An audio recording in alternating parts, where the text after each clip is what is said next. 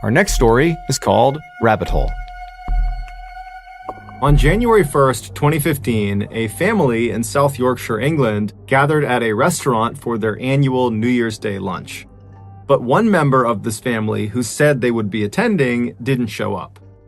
It was 50-year-old Stephen Winfrey, who was an unemployed, divorced father of two, who in recent years had become quite depressed. When they reached out to him on his phone and he didn't pick up, the family pretty quickly started to worry that something could have happened to him, that, perhaps he did something to harm himself given his mental state. But his sister, Nadine, who was at this lunch, she reassured the rest of the family that she had spoken to Stephen the night before, and he was in great spirits and had told her that his plan was to go rabbit hunting the next day on New Year's Day before heading over to the restaurant for lunch. And because Nadine knew that her brother recently had really taken a liking to rabbit hunting, it was one of the very few things that actually made him happy, she told the family, look, I bet you anything he just lost track of time and he will get here late, or maybe we won't see him at all, but at least he's out doing something that makes him happy. And so the family was reassured by this, and so they sat down at their table, they ordered their food, and the whole meal, everyone's kind of looking over at the front door, expecting Stephen to come strolling in at any minute. But when they finished up eating, he still had not arrived. And so as the family was getting ready to leave the restaurant and head back home, they all decided that, you know what, I'm sure Stephen is fine, he's doing something he loves, I'm sure he did just get carried away, and so we'll just wait for him to contact us. And so the family, they all leave the restaurant and they spend the rest of the day at their respective households. And then the following morning, they all get in touch with each other and they discover that still no one has seen or heard from Stephen. And so at this point, the family just felt like there was something off about this. And so they contacted the police and they reported him missing. As the police were getting ready to head out and begin looking for Stephen that day, they received a call. Stephen had been found.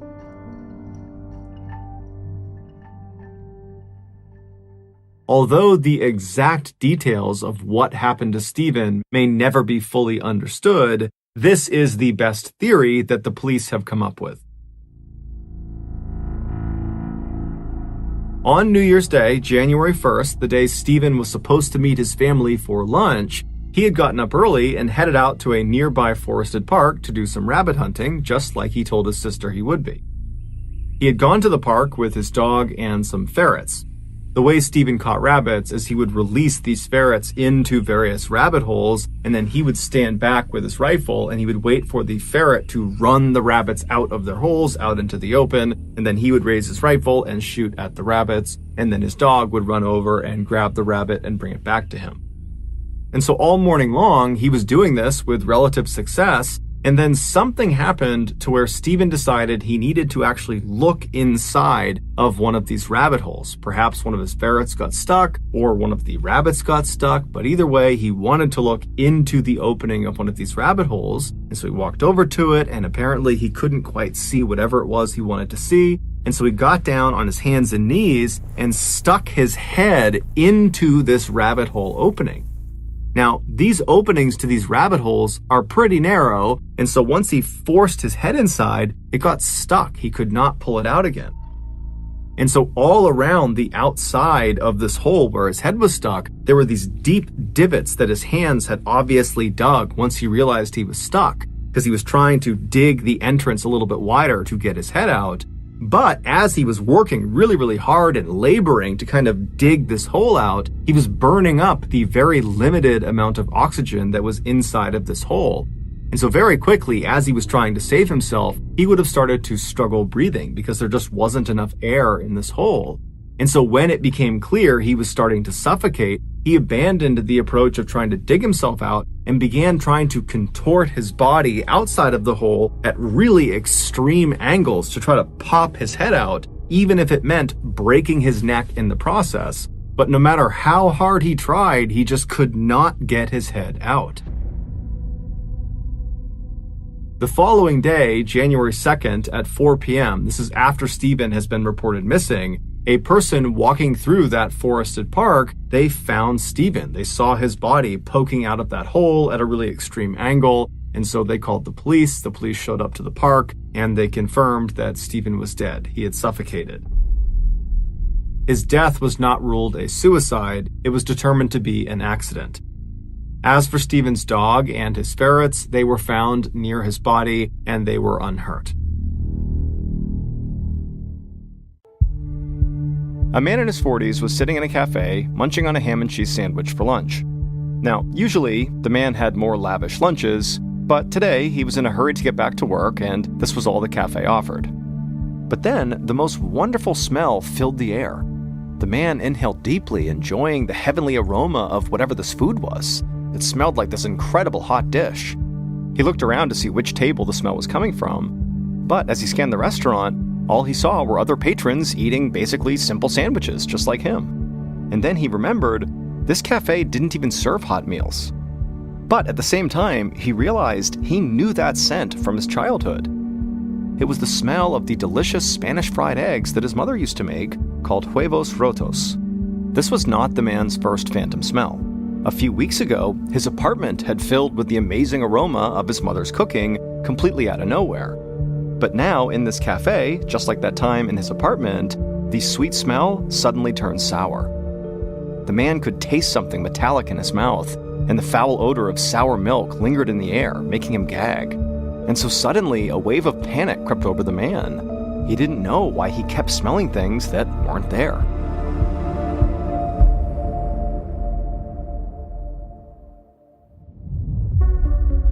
From Ballen Studios and Wondery, I'm Mr. Ballen, and this is Mr. Ballen's Medical Mysteries, where every week we will explore a new, baffling mystery originating from the one place we all can't escape, our own bodies. If you like today's story, ask the follow button to go on a long hike with you, but before you go, superglue a tiny pebble inside one of their shoes. It's common wisdom that diet and exercise are the best ways to maintain your health. As they say, an apple a day keeps the doctor away. But sometimes, no matter how fanatical you are about counting calories and getting daily exercise, there's just nothing you can do to keep certain illnesses at bay. And on this episode, we have two stories about extremely healthy people who find themselves fighting off strange, deadly conditions. The first story is about a marathon runner who suddenly goes through a drastic lifestyle change with no explanation. And the second and final story is about an active older woman who unexpectedly finds herself in the hospital, with doctors struggling to figure out what's wrong with her before it's too late.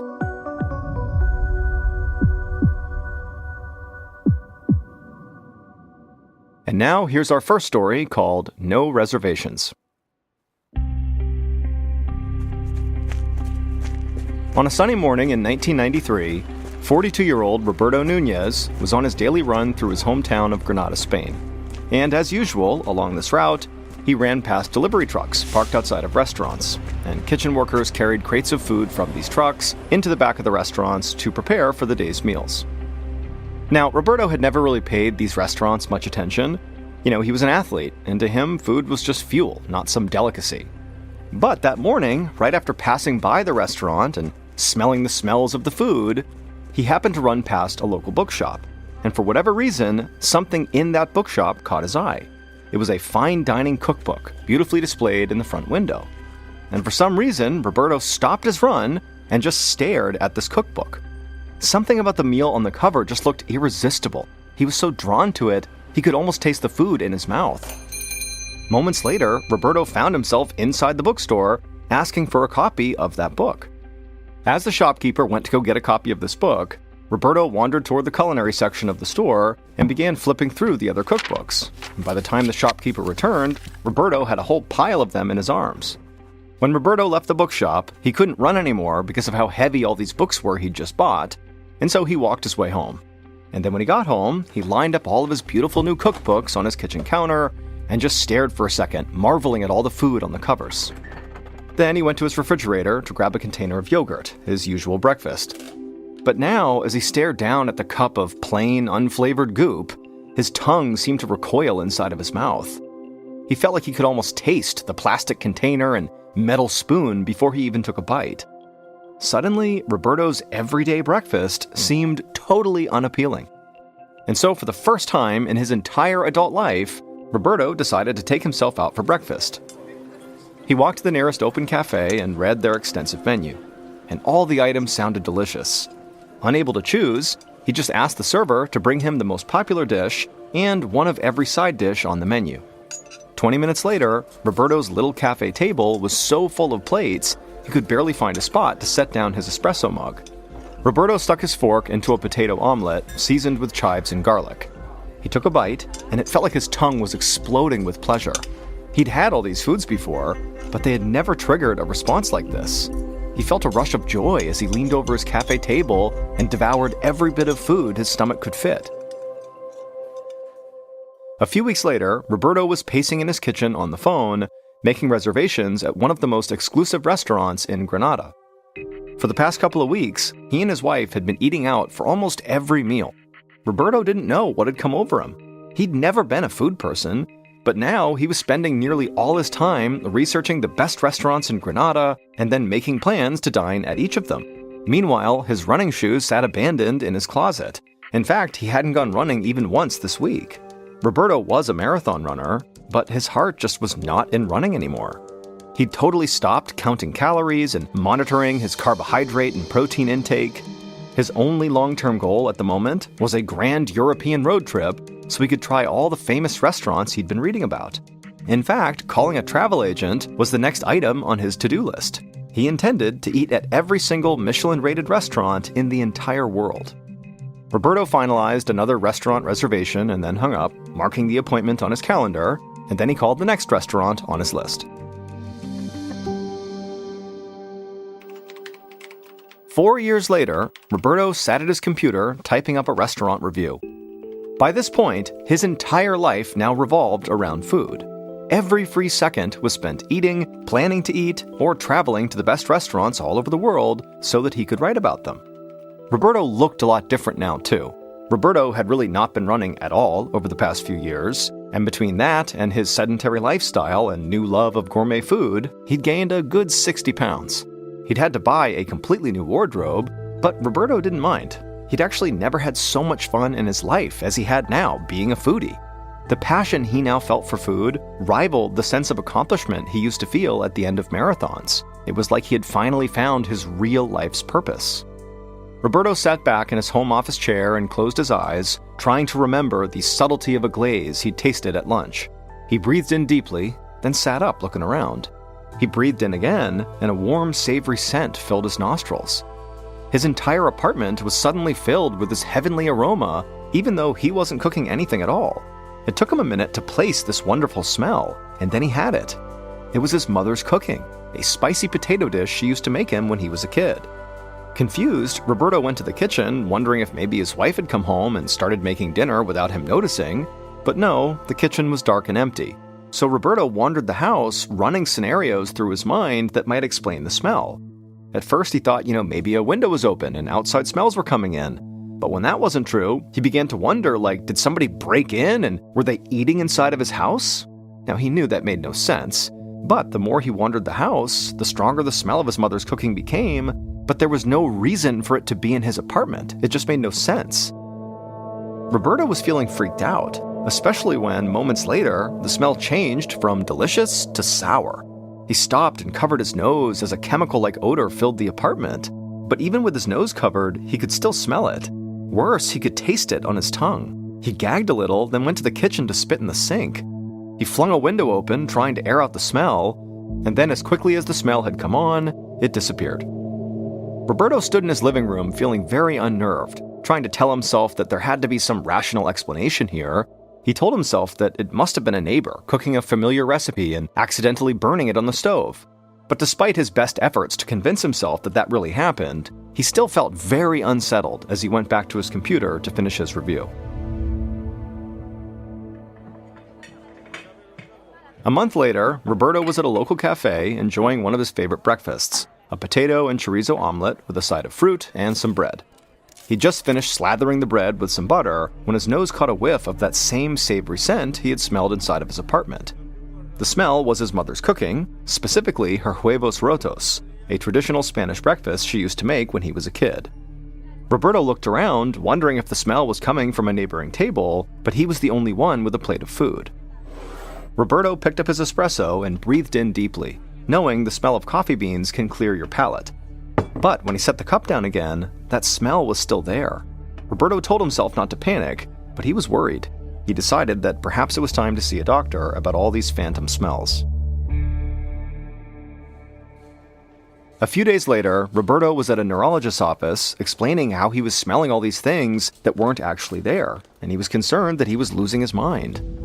Now, the neurologist didn't want Roberto to panic, but he did think Roberto might be experiencing smell hallucinations, and they're rare, but very real, and they can be the sign of something dangerous.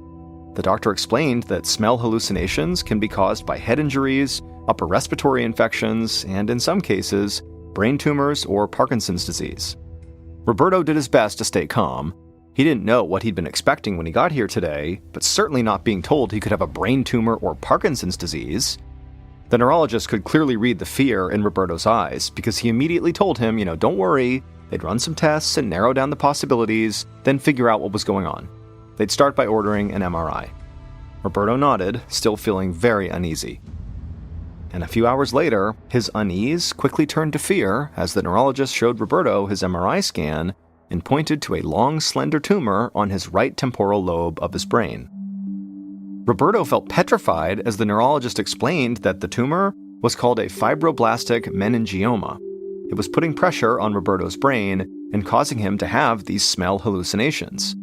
The doctor explained that they'd have to surgically remove this tumor. Roberto felt a surge of adrenaline as he imagined himself undergoing brain surgery. He was going to be sick. He bent over, his arms on his knees, trying to catch his breath. And at the same time, the neurologist assured him that they would take very good care of him. The doctor said he would be with Roberto every step of the way. Roberto stood up and nodded. He knew he needed to call his wife and break the terrible news. But then after that, he would call his favorite restaurant to get takeout for dinner. He was in the mood for some comfort food. A few weeks later, Roberto was at home on his couch watching his favorite cooking show on TV. His head was still bandaged from his 14-hour brain surgery, which his neurologist said had been a success, and Roberto had been making slow but steady progress in his recovery. As he flipped through the channels, the mouth-watering smell of roasted chicken suddenly filled the room. And for a second, Roberto was terrified. Was this another smell hallucination? Did the surgery not work? But then he looked up and saw his wife enter the living room carrying 2 plates of roasted chicken, his dinner. His stomach rumbled, and he thanked his wife as she set his plate down on the coffee table and helped him sit upright. Roberto had not had a single smell hallucination since his surgery, and he was hoping that that meant he was cured. And so feeling like he had a new lease on life, Roberto looked forward to getting back to his food blog and the long list of restaurants he still wanted to try. 12 years later, on March 3, 2010, Roberto, who was now 58 years old, stood on the scale at his neurologist's office for a routine follow-up. Even though it had been over a decade since his brain surgery, he still had to get regular MRI scans to make sure there was no new tumors in his brain. The nurse took note of Roberto's weight. By this point, Roberto had gained approximately 110 pounds since he first took an interest in food. But this just didn't really bother him. He knew he'd been gaining weight steadily over the years, because after all, he ate rich and decadent foods for almost every meal, something he just loved to do. And besides, his career in food had really become quite incredible. Roberto was now a widely recognized and respected food critic. He wrote for prestigious magazines and gastronomy guides, and had been featured in a few newspapers. After that day's scan, Roberto waited inside of his neurologist's office, expecting the same results he got after every other appointment, all clear and good to go. Except this afternoon, his neurologist did not look too happy when he came through the door. He told Roberto that the MRI today showed a growing lesion and mild damage in the same areas where his tumor had been, and he believed that the lesion was likely left over from his surgery a decade ago. Roberto was shocked and asked the doctor if this meant more brain surgery. But the neurologist assured Roberto that this lesion was small. So small, in fact, they could very likely manage it without having to resort to surgery. Instead, they would do something called radiosurgery, which is when very focused beams of radiation are used to treat cancer cells and other tissue without any incision. Roberto liked the sound of that and scheduled the radiosurgery for later that week. A month later, Roberto parked his car along a street in Granada and adjusted his tie. Then he opened the passenger door for his wife, and the two of them began walking up the sidewalk on their way to a restaurant opening. And as they strolled along the boulevard, Roberto told his wife the good news. He'd had a follow-up doctor's appointment at his neurologist that afternoon. He'd completed his radio surgery appointments at the start of the month, and now his neurologist told him that his lesion had shrunk by more than 25% and was no longer pressing on his temporal lobe. His neurologist felt optimistic that the lesion would soon be gone, and Roberto would be in full remission.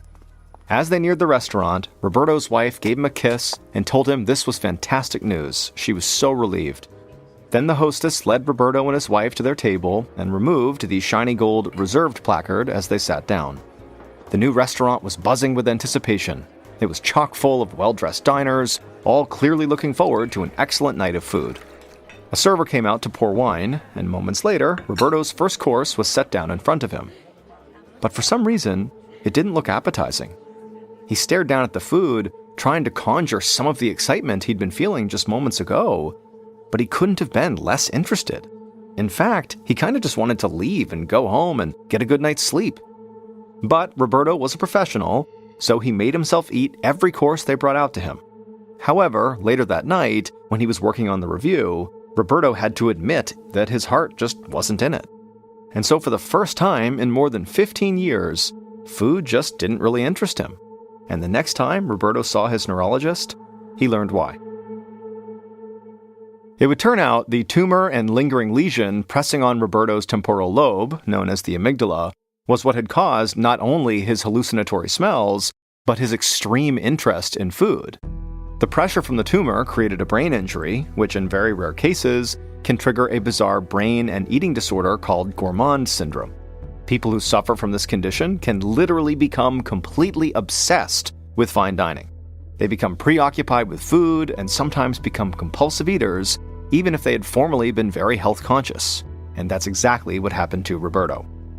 Once Roberto's tumor was removed and the lesion was finally reduced, Roberto's love for food basically completely faded.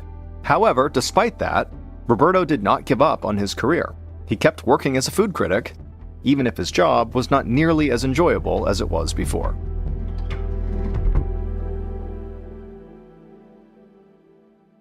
Hey, it's MrBallen. I'm excited to tell you about something special. For the first time, my show, MrBallen's Medical Mysteries, has joined forces with Redacted, Declassified Mysteries with Luke LaManna, to tell a story so complex it required our combined storytelling styles. This special episode is called A Redacted Medical Mystery. In it, unexplained symptoms after a routine surgery quickly unravel into something much darker, leading straight to classified government operations hidden for decades. To listen and uncover the truth alongside us, head to either the MrBallen's Medical Mysteries or Redacted show pages right now. Or search for A Redacted Medical Mystery in the Wondery app or wherever you get your podcasts. If you're fascinated by unexplained medical stories, well, stick around on Medical Mysteries. Every week, we dive deep into cases that will leave you questioning everything you know about the human body. And if government conspiracies are more your style, Redacted is your go-to for stories that unravel secrets never meant to see the light of day. Remember, you can listen to both shows early and ad-free by joining Wondery Plus. Hey listeners, big news for true crime lovers.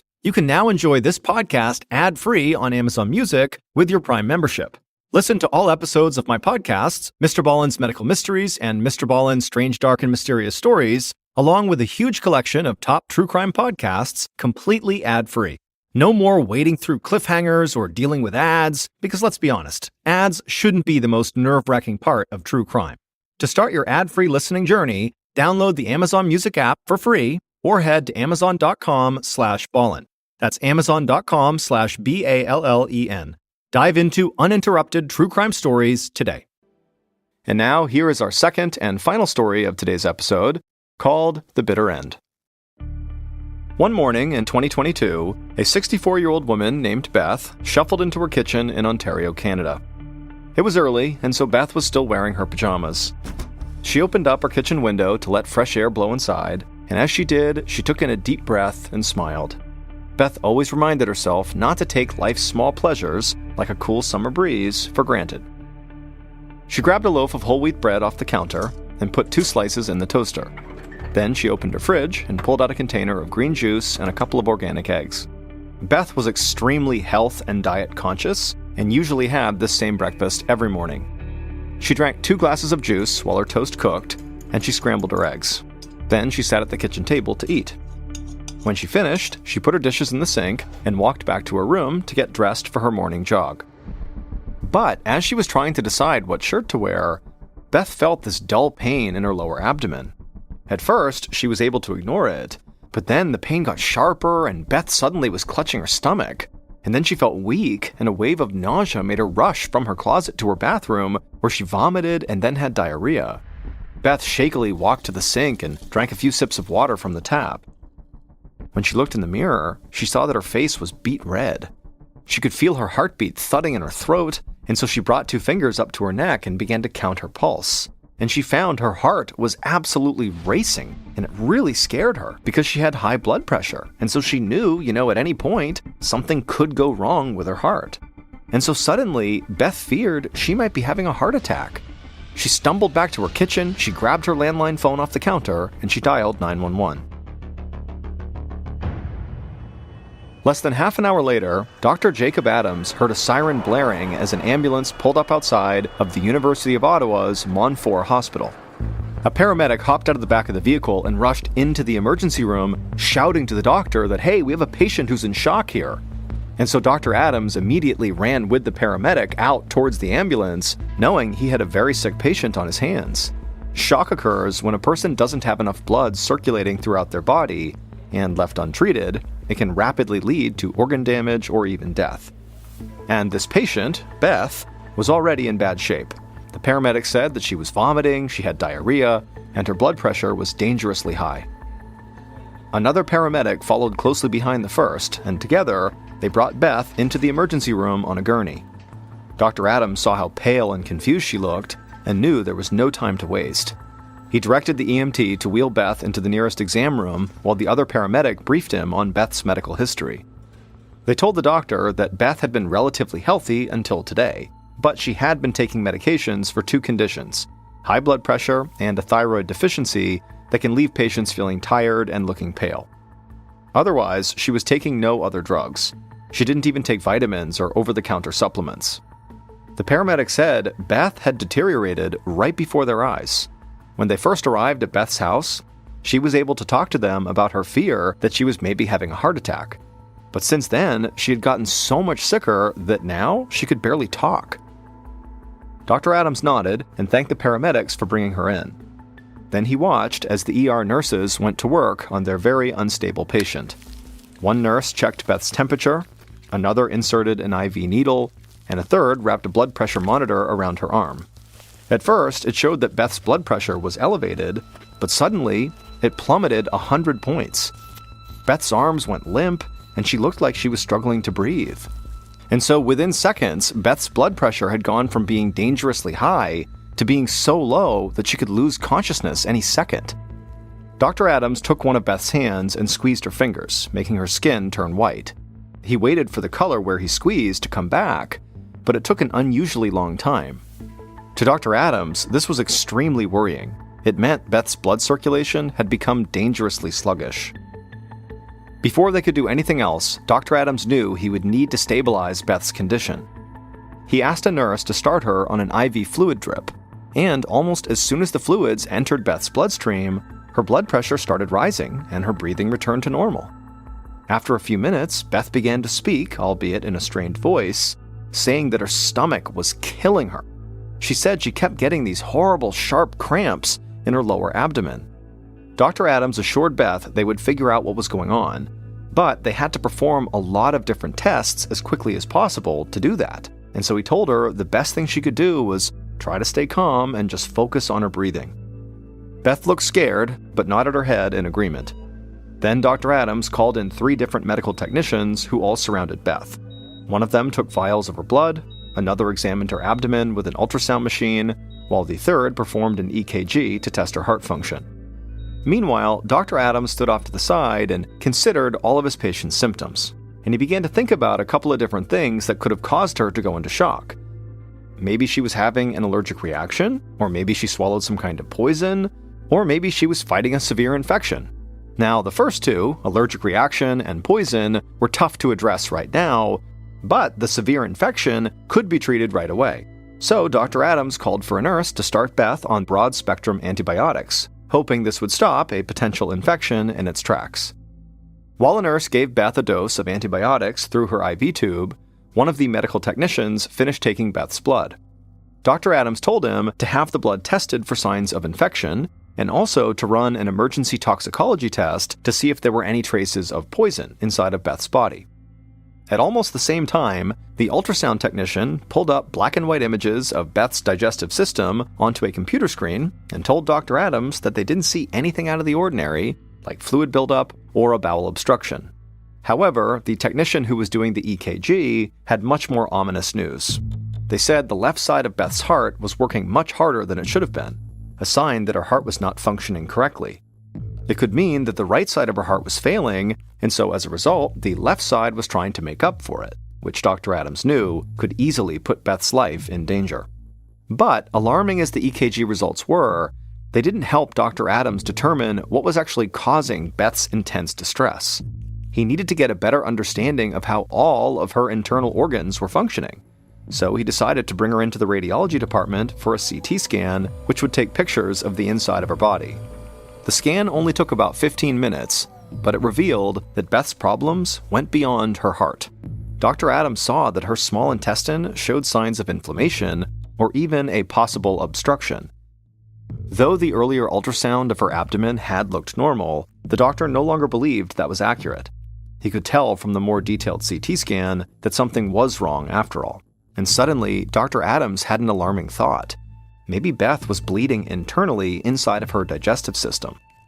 Severe internal bleeding could explain a lot of Beth's symptoms, including nausea, vomiting, diarrhea, and her sudden drop in blood pressure.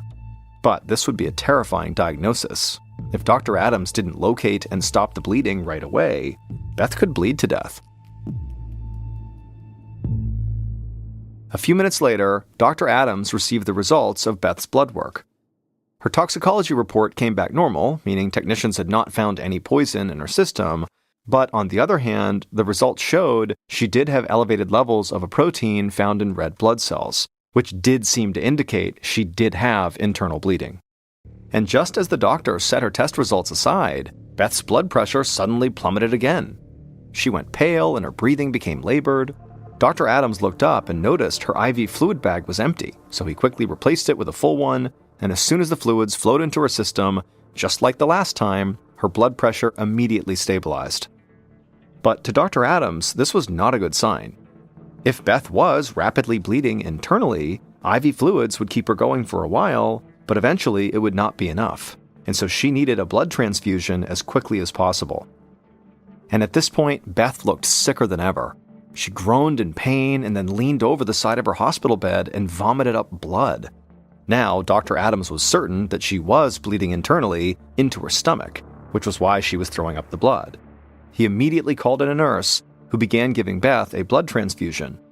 He also continued giving her IV fluids and started her on drugs that would keep her blood pressure up and reduce acid in the stomach to hopefully slow the bleeding. After all that, Dr. Adams transferred Beth to the intensive care unit, where they met with a gastrointestinal specialist named Dr. Christina King. Dr. King said she needed to insert a tiny camera down Beth's throat and into her abdomen. That way, she could see firsthand where the blood was coming from. Dr. King turned to Beth, whose face was scrunched up in pain, and explained the procedure. Beth would be put under light anesthesia for about 30 minutes, and during that time, Dr. King would insert a tube with the camera on one end into Beth's esophagus and down into her stomach. Beth looked uneasy, but she was so sick that a tube going down her throat seemed like a small price to pay for some answers. She said okay, and the doctors got to work prepping her for the procedure. About 15 minutes later, Beth had been put under anesthesia and was lying on her side on a bed in her ICU room. Dr. King stood beside her and carefully inserted the long, thin tube down her throat. Dr. King could see the inside of Beth's esophagus on a screen right beside her bed.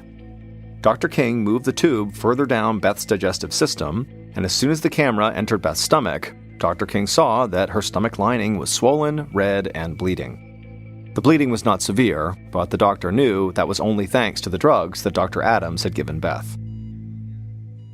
Later that afternoon, Dr. King sat in the ICU with Beth, who was still sedated from her procedure. Beth did look much better than she had just a few hours ago, and Dr. King was glad that the treatment she and Dr. Adams had come up with seemed to be working.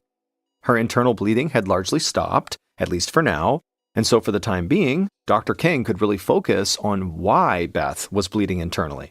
Dr. King was starting to think that Beth's illness had been caused by something that she might have eaten, rather than by poison or an infection. And so once Beth woke up from her procedure, Dr. King asked her if she'd eaten anything out of the ordinary that morning before she'd gotten sick. Beth initially said no. She'd had the same breakfast she ate every single morning: whole wheat toast, organic eggs, and homemade green juice. However, Beth said, now that she thought about it, her juice had tasted a bit more bitter than usual. Dr. King asked what kind of juice it was, and Beth said, she made it herself from a type of green squash called bottle gourds that she had bought at the store. She'd heard that bottle gourds were a really great health food, and so for the last several years, she'd been pureeing the vegetables into a juice that she would drink every morning. Dr. King just stared at Beth, because suddenly she knew what was going on with Beth, and it made perfect sense. Beth had given herself a nearly fatal case of toxic squash syndrome. It's a very rare condition that results from eating poisonous chemicals sometimes found in squashes and gourds. These toxins are called cucurbitacins, and they taste very bitter. Over hundreds of years, people have bred squashes to have only trace levels of these toxins. But sometimes the plants can still develop high amounts of cucurbitacins as they grow. And people who eat a lot of those types of vegetables can get dangerously ill. Beth went to her local grocery store and unknowingly bought bottle gourds that did contain a dangerous amount of these toxins. Then she pureed the vegetables and drank the juice, and the only thing she noticed was a slightly bitter taste, until just minutes after breakfast, the toxins caused her stomach lining to start bleeding, and Beth went into shock. Her case was the first of its kind ever reported in Canada. After 5 days in the ICU, Beth was finally healthy enough to return home. 2 weeks later, her doctors called to check on her condition, and she told them that she was feeling fine, except for one symptom. In the past few days, her hair had begun falling out. Her doctors told her that this was actually normal. Delayed onset hair loss had been reported in a number of cases of toxic squash syndrome. Despite her hair loss, which was actually only temporary, Beth would go on to make a full recovery and go back to her normal life, though she found another kind of juice to drink at breakfast. It's called My Brother's Keeper. Just after midnight on March 9th, 1947, a man slipped out the front door of his 4-story brownstone mansion on New York City's iconic Fifth Avenue. The man was named Langley Collier. He was 61 years old, and he was a trained engineer. He was a very famous concert pianist, and he was very wealthy. But he didn't dress like he was wealthy. This night, Langley was going for an 8-mile walk to the south to Brooklyn, New York, where he was going to pick up a very specific thing that he needed for his older brother Homer, who was currently laid up in bed on the second floor of the mansion. It was a freezing cold night, and so as Langley walked along the road, he flipped up his collar of his very shabby wool coat that was held together by safety pins. Nowadays, Langley felt like the only time he was safe going outside was at night, because at nighttime he could kind of hide from the prying eyes of his neighbors, or police officers, or really anyone. It was the one time he could basically be invisible.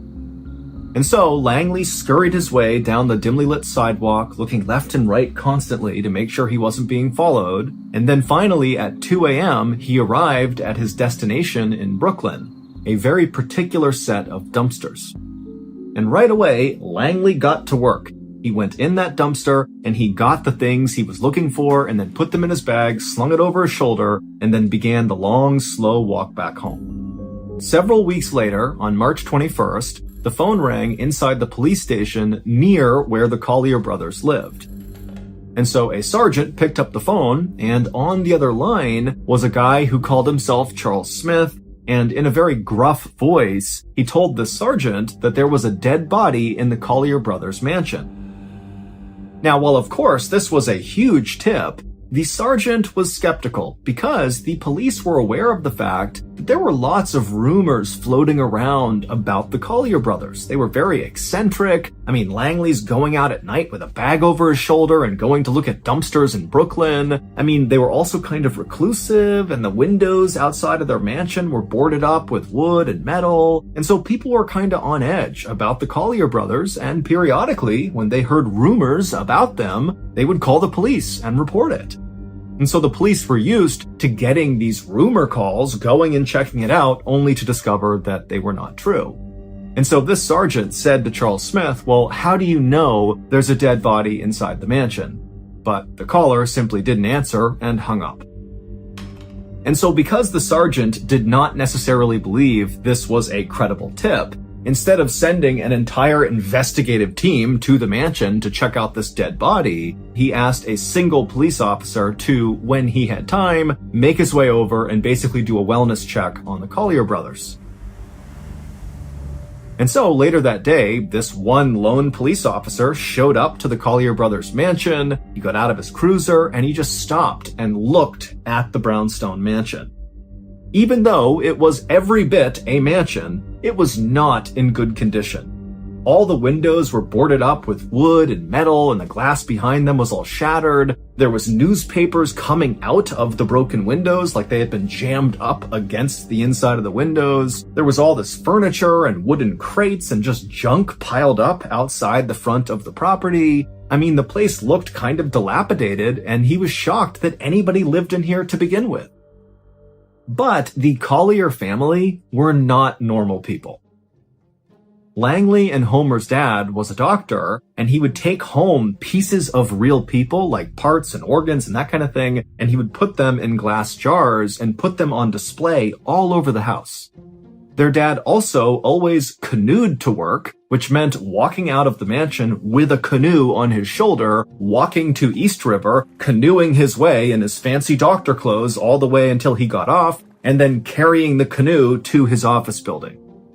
As for Langley and Homer's mother, she was the first cousin of their dad, and she also kicked their dad out of the house when he tried to convert their entire house into a sanatorium, which is kind of like a cross between a hospital and a resort for people who are recovering from tuberculosis. And so the brothers had grown up in this very odd family, and while they were totally brilliant, they were also very eccentric. Homer, the older brother, was a literal genius who was accepted to study law at the highly prestigious Ivy League University, Columbia, at the age of 14. Langley, who was 5 years younger than Homer, also graduated from Columbia, where he got 2 degrees, one in engineering and one in chemistry. But Langley wasn't just an accomplished scientist, he was also this incredible musician. In fact, he was such a talented pianist that he actually performed shows at New York's legendary Carnegie Hall. But despite their incredible achievements and their huge wealth, Homer and Langley never got married. And over time, after the death of their parents, Homer and Langley became more and more reclusive inside of this mansion. And then in 1933, so 14 years before this lone police officer had arrived at the Collier brothers' mansion to investigate a dead body, Homer Collier had had a stroke and went completely blind. He was only 55 at the time, and really he was at the height of his career, but he was forced to quit his law practice. As for Langley, even though he was very successfully selling pianos and playing these incredible shows at Carnegie Hall, he too had to give up what he was doing and stay home and take care of his brother. And once this happened, the two brothers basically stayed in the mansion all the time. They basically never left.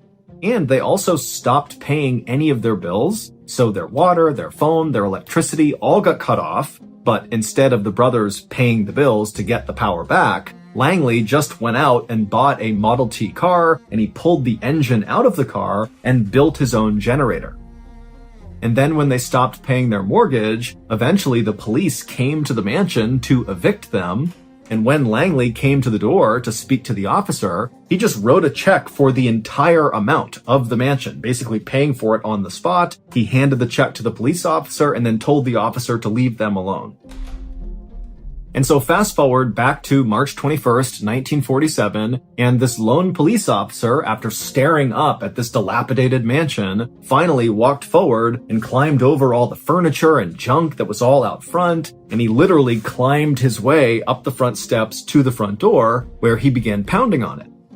But after a while, no one came to the door, and the officer couldn't hear anything inside. Now, because this officer was here to investigate a dead body, no matter how uncredible the claim, the officer knew he really needed to get inside and have a look around. And so he decided he would try to break in the front door. And so after knocking a few more times just to make sure really no one was there, the officer called out and said, "I'm coming in," and then began pounding with his shoulder against the door. And pretty quickly, the door gave way. But it only opened a few inches.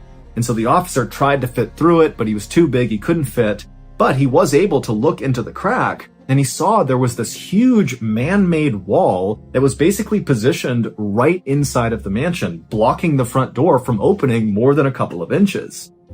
And so as the officer was thinking about why there would be this wall here, he began to smell this terrible smell coming out of the mansion. And at that point, the officer thought, okay, there could be a dead body in here. I don't know what's going on. And so he called for backup. When backup arrived, the group of officers attempted to smash the front door in together. All 7 of them are ramming against this door, but they could not break down the man-made wall inside. And so ultimately, the police got a ladder and they lined it up on the side of the property, and one of the officers was able to climb up to the 2nd floor, break a window, and climb in that way. And once the police all made their way into the 2nd floor of this mansion, they realized very quickly that the tip Charles Smith had given had been correct. There was a dead body inside of this mansion. It was Homer Collier, the older brother. He was seated in a chair in this alcove on the 2nd floor. He only had on this ragged bathrobe, and he was kind of slouched forward with his head resting on his knee with all these orange peels all around him. The coroner would ultimately determine that Homer likely had been dead for about 10 hours. As for Langley Collier, despite looking around the mansion for him, they couldn't find him. It was like he had just vanished into thin air. And so pretty quickly, the police became suspicious of Langley because they couldn't find him, and they began to think, maybe he had something to do with his brother's death, and that's why he's not here now. In fact, maybe it was Langley who called in the tip as Charles Smith out on the road somewhere after he'd run away. So the police posted an officer at the Collier brothers' mansion. Basically, his job was to stay there in case Langley came back at any time, he could be detained. And then also the police put out a 9-state alarm. Basically all the states around New York were told to keep an eye out for Langley because he was wanted for questioning in connection to his brother's death. And so as police agencies all across the East Coast searched for Langley, largely in vain, detectives in New York continued to search the Collier brothers' mansion to find clues that might shed some light about where Langley went and what role he might have played in Homer's death. And on April 8th, 1947, so 18 days after Homer was first discovered, the police would finally find that big clue that would break the case wide open. Back on March 21st, when that lone police officer first responded to the Collier brothers' house because of this call about the dead body, and then the officer broke the door in and discovered that man-made wall right behind the door, well, that man-made wall was not constructed out of normal building materials like brick or wood or anything else you might expect a wall to be built out of. Instead, it was built out of things like chairs and beds and a sewing machine and all sorts of just junk. It was trash. And this trash wall started right in front of the inside of the front door, and it extended back towards the interior living space of that floor. Except there really wasn't any living space at all anywhere inside of this mansion. Not the 2nd floor, 1st, 3rd, 4th, nowhere. Because every surface inside of this mansion was covered wall to wall, floor to ceiling in trash. Things like 14 broken pianos, an x-ray machine, there was a horse's jawbone, there were 25,000 books, and of course they had all of their father's glass jars that contained all of these human body parts. And over the years, the Collier brothers had apparently begun to think that their neighbors and random passerbys out on the street would someday break into their mansion and steal these treasures from their home. For reference, the Collier brothers did have real treasure in their house. They had tons of cash, they had jewelry, they had real valuables. But to them, that wasn't the real treasure. The real treasure were the things they pulled out of the dumpsters all around the city.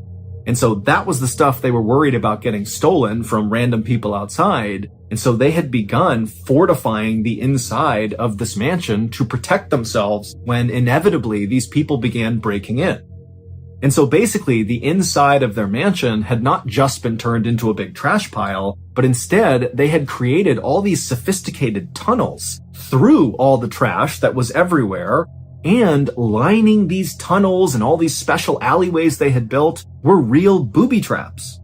And it was when the police were inspecting one of these tunnels with booby traps in it that they discovered the big clue that broke the case wide open. Our next story is called Luggage. From the time Gareth Williams was a young boy, his parents knew he was extremely gifted. When he was just 17 years old, he achieved a first-class honors mathematics degree from a university in his hometown of Wales. A couple of years after that, he had his PhD from the University of Manchester in England. And after that, he was accepted into a postgraduate course at one of the most prestigious universities in the world, Cambridge. But he wouldn't finish that degree because his incredible academic achievements had got the attention of Britain's intelligence agencies, and they began recruiting him. In 2001, when Gareth was 23, Britain's communication headquarters, commonly known as GCHQ, which is one of Britain's main intelligence agencies, offered him a job as a codebreaker. He eagerly accepted the job, dropped out of Cambridge, and then moved into a modest apartment in Cheltenham, which is the resort town about 88 miles away from London where GCHQ is located. And there he would live and work for the next 10 years. Despite being an intensely private and shy person, Gareth was a highly valued team player whose genius in mathematics and technology helped his group win a number of Britain's highest awards for international code breaking. In 2009, one of Britain's other main intelligence agencies, the famous Secret Intelligence Service, or MI6 for short, they were so impressed with Gareth that they offered him a job to come over and work for them. This was a very rare chance for Gareth to go operational and become a spy in the kind of Hollywood sense of the word. He would effectively become a real-life James Bond, and so he jumped at the chance. But shortly after taking the job and moving to London, he regretted his decision. He hated the intense competitiveness within MI6, the flashy cars and flashy lifestyles, and the pressure to go out and party with your coworkers every weekend. Gareth just wanted to do his job and then be left alone. At GCHQ, nobody cared he felt that way. But at MI6, this behavior made him an outsider. Before he left MI6, he took his annual 2-week vacation. But when the vacation was over, he didn't come back to work at his office in London. And for some reason, MI6 never checked in on him to see where he was. It wasn't until his sister called police after not hearing from him that anybody looked into his disappearance. On August 23rd, a uniformed officer went to Gareth's apartment in London to do a welfare check. After knocking on the door and not getting an answer from Gareth, the officer got the key to the apartment from the landlord and went inside. He yelled out for Gareth. There was no sign of him on the first floor. He went upstairs to see if maybe Gareth was up there. He's yelling for him the whole way as he's going up. He gets to the second floor. There's nobody up there, but there's a closed door. And what he finds on the other side of that closed door would make international headlines for weeks. When he opened the door, he walked into a bathroom, and there was nothing unusual about the bathroom, except in the bathtub there was this big red duffel bag. And inside of that duffel bag was the badly decomposed body of Gareth Williams. The zipper of the bag was padlocked shut on the outside, and the key to this padlock was underneath Gareth's body inside of the bag. There were no fingerprints on the rim or inside the bathtub. There were also no fingerprints on the bag itself, or on the two zippers, or on the padlock, or on the keys. Gareth's iPhone had been found nearby sitting on a table, and it had been factory reset. And later, investigators would determine it had been reset on August 15th, which was the last day Gareth was seen on CCTV footage, and it was also the day that they believe he died.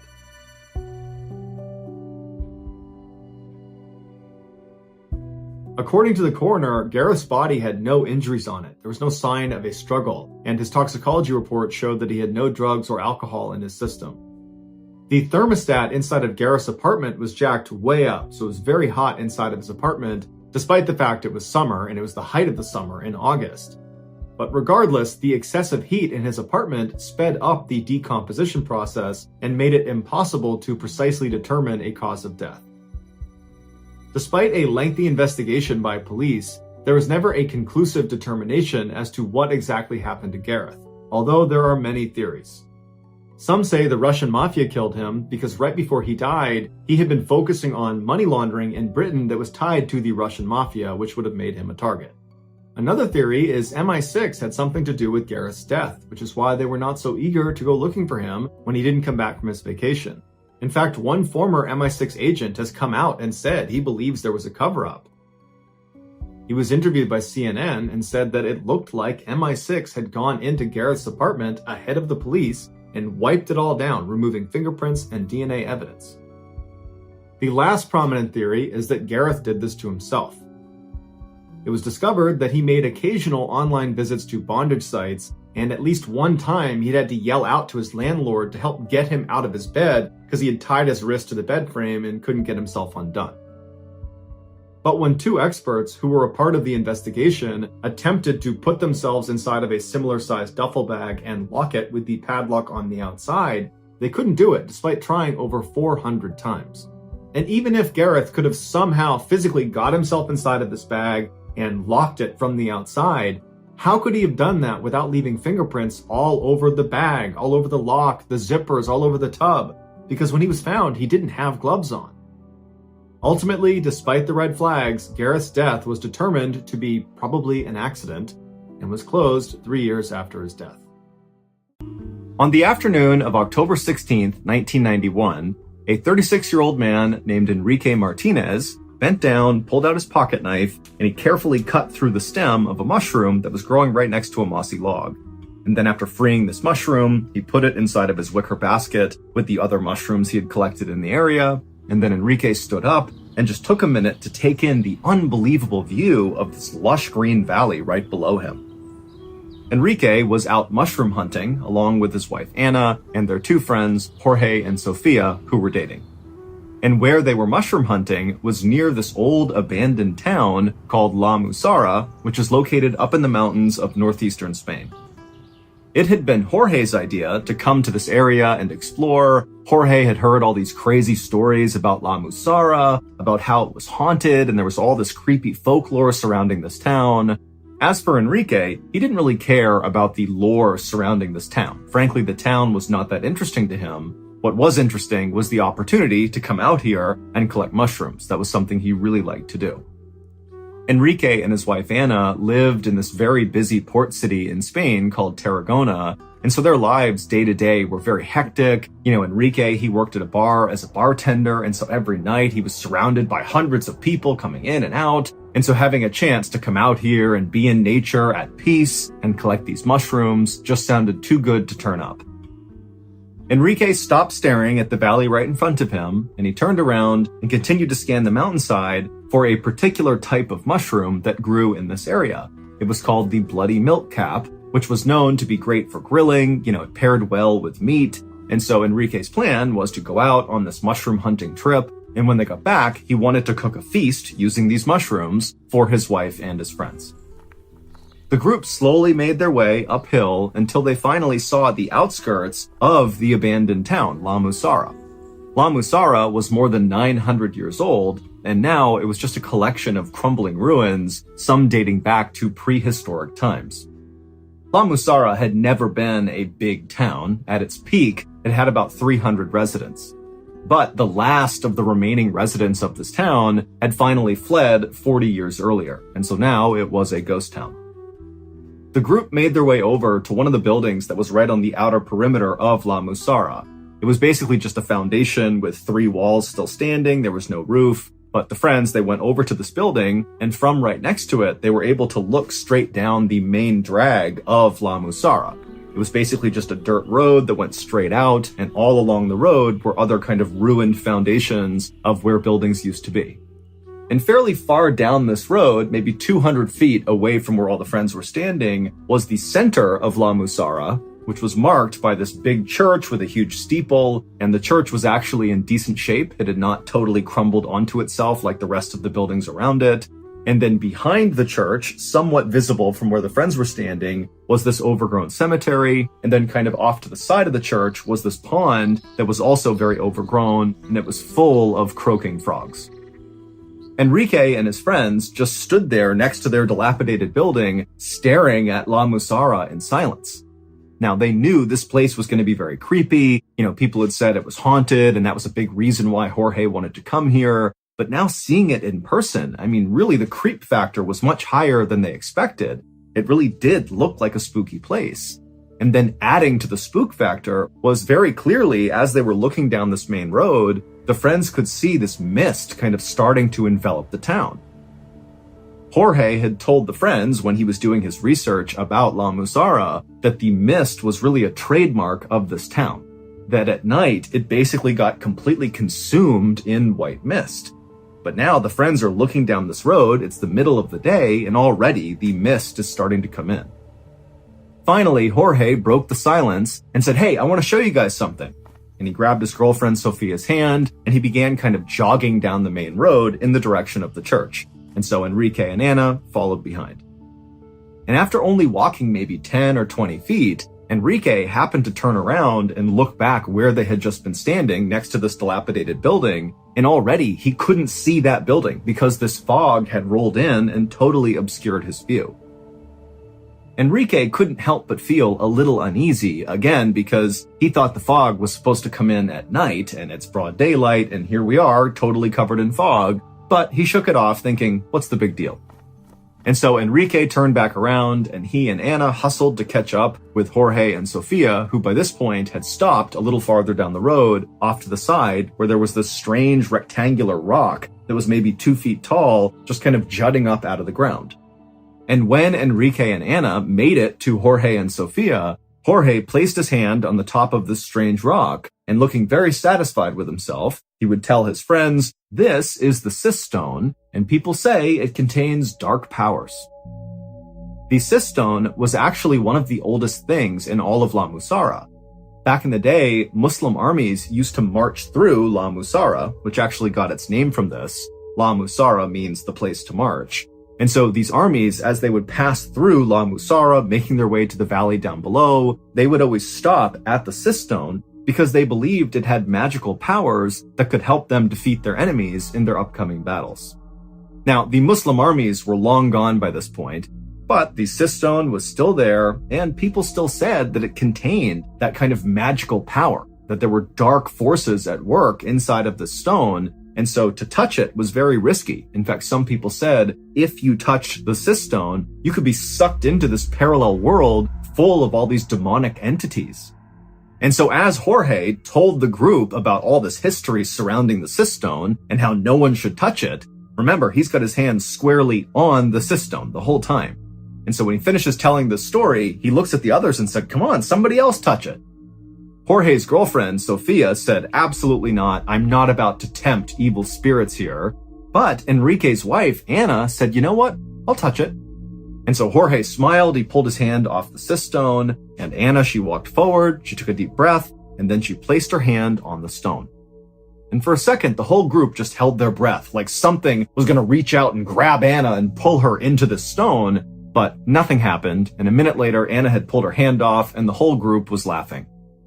But just a couple of seconds later, Enrique, who had been laughing along with the group, suddenly noticed that the frogs in the pond near the church, a little farther down the road from where they were suddenly so much louder. It was almost like when they touched the stone, it had maximized the volume of these frogs. And so Enrique, he turned his whole body and began staring down the road through the mist and fog at this pond, and he could kind of barely make it out. He was trying to see if there was something obvious causing these frogs to kind of go crazy. But as he stared at this pond, which again, he could barely see, right behind it was the church. But there was lots of fog kind of blocking the church. And for a second, the fog kind of parted, and Enrique got a full shot of one of the windows of this abandoned church. And in the window was this dark figure just standing there staring at Enrique and his friends. And Enrique, he sees this thing in the window, and in a second it was gone. And then the fog rolled back in, covered up the window, and Enrique couldn't see anything anymore. And so Enrique just stood there in stunned silence, having no idea if what he just saw had really just happened or if it was in his imagination or something. But before he could even try to process what had just happened, he heard his name being called. And so he kind of snapped out of it and he turned back to the group, and it was Anna who was now jokingly saying, "Come on, Enrique, touch the stone too." Enrique quickly scanned Anna, Sofia, and Jorge's face, and they were all smiling and laughing still, and so clearly none of them had seen this figure in the window. And so Enrique, he kind of just looked at all of his friends, and then he looked back in the direction of the church and this window, which again he couldn't see because the fog was blocking it out. And so Enrique just tells himself, okay, there's no way that I just saw some dark figure moving around this abandoned church. That must have been my imagination. I'm totally fine. And so he turned back to his friends, and he could tell they were not going to let it go until he touched the stone. And so he said, fine, and he walked up and he touched the stone. And immediately, as soon as his hand made contact with that stone, everything seemed to change. The air around Enrique got cooler, and the stone itself started to warm up. And as this happened, Enrique, whose hand was still on the stone, began to think, wow, I could do this for hours. I could just stay here and leave my hand on the stone. I mean, this is amazing. But then somewhere buried deep in his mind, Enrique began telling himself, get away from the stone. Take your hand away. Get away right now. And so finally, Enrique did yank his hand away, and right away, all those feelings he was having as he touched the stone disappeared. The air went back to normal. He did not feel compelled to touch the stone, and he just kind of was left thinking, what just happened?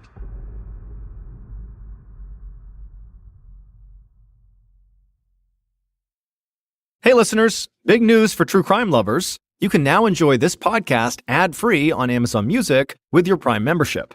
Listen to all episodes of my podcasts, MrBallen's Medical Mysteries and MrBallen's Strange, Dark, and Mysterious Stories, along with a huge collection of top true crime podcasts, completely ad-free. No more wading through cliffhangers or dealing with ads, because let's be honest, ads shouldn't be the most nerve-wracking part of true crime. To start your ad-free listening journey, download the Amazon Music app for free, or head to amazon.com/ballen. That's amazon.com/BALLEN. Dive into uninterrupted true crime stories today. Hey, it's Mr. Ballen. For the first time, my show, Medical Mysteries, has joined forces with Redacted for a special episode. A redacted medical mystery uncovers how routine surgery leads to classified government operations. Listen now on the Medical Mysteries or Redacted feeds, or search A Redacted Medical Mystery wherever you get your podcasts. And so Enrique's wife, Anna, along with Jorge, they were both grinning at Enrique, waiting for him to tell them about what it was like to touch the cyst stone. But behind them, Sofia, Jorge's girlfriend, she was not happy. She was the only one who had not touched the cyst stone.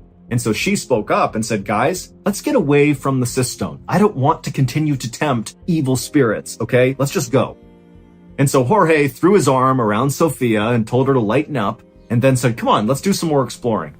And so Jorge took Sofia's hand, and he continued walking down the main road in the direction of the church, and Enrique's wife, Anna, she quickly followed right after them, kind of running to keep up, like she was a kid who was excited about what they were doing. But Enrique, he just stayed put for an extra second, because even though he had told himself that, whatever he saw in the window was nothing, he could not help the fact that as soon as he touched that cyst stone, he felt different. There was something off about the stone, and really there seemed to be something off about this whole village, which by this point was now completely enveloped in fog. They were totally covered. Now, Enrique at this point did just want to leave La Musara. He didn't want to be there anymore. The place was totally creeping him out, but he didn't want to be a party pooper, and so he turned and continued walking down the main road after his friends and his wife. And after he walked a little ways, the fog parted enough that he could see the pond full of these very loud croaking frogs, as well as the church and that window where he had seen or supposedly seen this dark figure, but the window was empty. And Enrique was relieved to see that his friends clearly had not stopped at the church. They had not tried to go in. They had gone behind the church into the cemetery. Enrique did not want to go inside of the church because even though, again, he had told himself that, that figure wasn't real, it wasn't really in the window, still there was a part of him that wanted to stay far away from this building. But after Enrique walked past the pond and began side-skirting the church to get to the cemetery, he just stopped and turned and actually faced the window, kind of like involuntarily. He was looking at the window where this dark figure had been. And again, it's empty, there's nothing there. But Enrique felt like something was pulling him towards this window. And so without saying anything to his friends, who weren't really paying attention to Enrique, they're kind of just walking around the cemetery, Enrique walked right up to this window. He's right in front of it, he's looking inside, and now he can see into the actual church. And it's totally ruined inside, but he can see where the pews used to be on the ground, and he could also see where the pulpit used to be, where the priest would give mass. And as Enrique stood there staring into the church, he kept leaning closer and closer and closer into the church until finally he felt like he really wanted to move away and get away from the church, but it was like he couldn't. He just kept getting pulled into this opening. And then as this was happening, the sound of the frogs got louder and louder until Enrique felt like he was totally consumed by these frogs. Meanwhile, just around the corner of the church in back in the cemetery, Anna, Jorge, and Sofia were kind of laughing and walking around the cemetery, reading the different headstones, when at some point, Anna, Enrique's wife, just happened to look up when she realized Enrique was not there with them. And so Anna, she walked over to the gate of the cemetery and she looked up along the side of the church, and there was Enrique kind of leaning forward into this window looking into the church. And so Anna, she yelled out to him a couple of times, but Enrique did not even notice her or acknowledge her. He just continued leaning forward, looking in this window. And finally, Anna got right up next to Enrique and she actually shook his shoulder. And when she did that, Enrique kind of snapped out of it and turned and looked at her, but didn't say anything. He just had this totally confused look on his face. And Anna, she looks up at her husband and she's like, "Come on, come into the cemetery. That's where everyone is. Come on." And then Anna turned and skipped towards the cemetery. And once Anna was back in the cemetery, she just got right back to walking around and looking at all the different headstones. And at some point, as she was looking at one particular headstone, she took a few steps back to get a better look at it, and she accidentally bumped into another headstone, a big cross that had a line drawn across it, and it fell to the ground and it broke. Jorge and Sofia heard the sound of this stone breaking in half, and they turned and looked at Anna, and they kind of quickly understood what had happened. And Jorge, he just started laughing at her, and he said, "Oh boy, now you've upset the evil spirits in this town. You better put that back together." Now, Anna was trying to make light of this, but she was totally panicking and did not like the fact that she had just desecrated a gravesite in a potentially haunted town. And so she began picking up the headstone and trying to put the stone back on top, but it was no use. It was totally broken. And so as Anna continued to fumble with this headstone, and as Jorge continued to laugh and harass her about all the evil spirits that were going to attack her because of what she did, Jorge's girlfriend, Sofia, who was right next to him, she started getting on edge, and she said, "Hey, Jorge, is it true that this place is haunted? I mean, really, is this actually a haunted town? I mean, what's the deal?" And Jorge, at this point, he stops laughing at Anna, and he turns to Sofia, and he goes, "Yeah, I think this place really is haunted."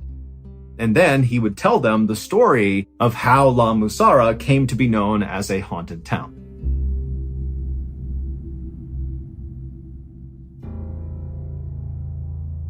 Back in October of 1873, there was a civil war happening in this part of Spain. And one of the rival armies was using the caves in the mountainside kind of near La Musara as sort of makeshift field hospitals for their wounded. And one night, a very famous general named Cercos was wounded in battle. He was brought into one of these caves, and that was where he died. Now, Cercos was a beloved leader, and so the people inside of this cave really wanted to give him a proper burial, but they knew they had to keep his death a secret. Because if it got out to the rest of the men that their leader had died, it would be totally demoralizing, and it would really give their enemies a victory. And so the 6 people inside of this cave, they built a coffin and placed Cercos inside of it. And then early the next morning, when it was still dark out, these 6 carried the coffin with Cercos inside of it up into La Musara, and they buried him secretly in the cemetery behind the church. Weeks later, 5 armed rival soldiers climbed up the mountain into La Musara to look for General Serkos. They didn't know that he had died in that battle. In fact, really, besides those 6 people that saw him die and secretly buried him, nobody knew he was dead. And so these soldiers actually thought Serkos was hiding out in La Musara. And so these soldiers began busting into all the civilians' homes in La Musara and ripping them apart, looking for this general, and they'd send the people out into the streets and tell them they're going to kill them unless they give up information about where this general is. And finally, after about an hour of this, an elderly man who lived in La Musara had just had enough, and he stepped forward and he told the rival soldiers that General Serkos was dead, that he was buried in the cemetery behind their church. But the rival soldiers didn't believe the man. They said, okay, show us proof. But the elderly man said, well, I don't know exactly where he was buried in the cemetery. I just heard that's where he was buried. And so the soldier said, okay, get everybody over to the cemetery right now. And so all the townspeople made their way over to the cemetery and the soldiers followed them. And then once they were there, the soldiers demanded that the townspeople begin basically digging up all the graves to find Serkos. And as the townspeople began to dig, the sound of the frogs in the nearby pond began to get louder and louder and louder until finally the leader of these rival soldiers actually stepped away from all the chaos happening in the cemetery and walked over to the pond and began firing his gun into the water to get the frogs to stop. But they wouldn't. They actually only got louder and louder. And so the leader of these rival soldiers finally just gives up on trying to quiet down these frogs, and he turns around and walks back into the cemetery, and he finds all the townspeople have stopped digging. They've basically dug up every grave, and they haven't found Serkos, and they're just kind of waiting to see what happens next. But the leader, as he looked across this graveyard, he noticed there was one grave that very conspicuously had not been touched. Everything around it had been dug up, but not this. No one had touched that grave. And so the leader said, go, dig that one up. But immediately the townspeople kind of took a step back and acted like, no way, we're not going near that grave. And so finally, a townsperson actually stepped forward and said to the leader of these rival soldiers that that grave contained this old woman who had died recently, who everyone suspected of being a witch. And so it was dangerous to try to dig her up. But the rival soldiers did not care at all about this. They just raised their guns and demanded the townspeople dig that grave up immediately.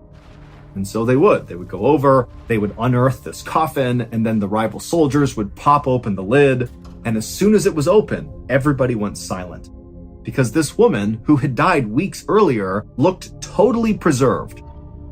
She was laying on her back and her skin was very pale, but it had not begun to rot yet. Even her cheeks still had a kind of pinkish hue to them, and her lips were open partway, as if she had been buried mid-sentence. But what really had startled the group into silence was this woman's eyes were wide open when they opened up this coffin. It looked like she was looking directly at all of them.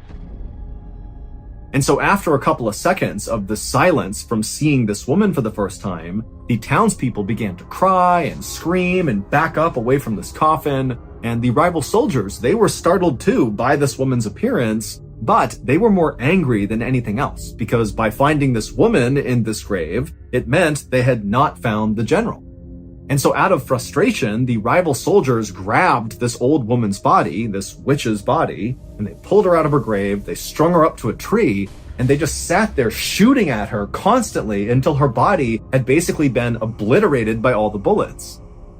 And then finally, when the soldiers stopped shooting, they realized everything had gone quiet.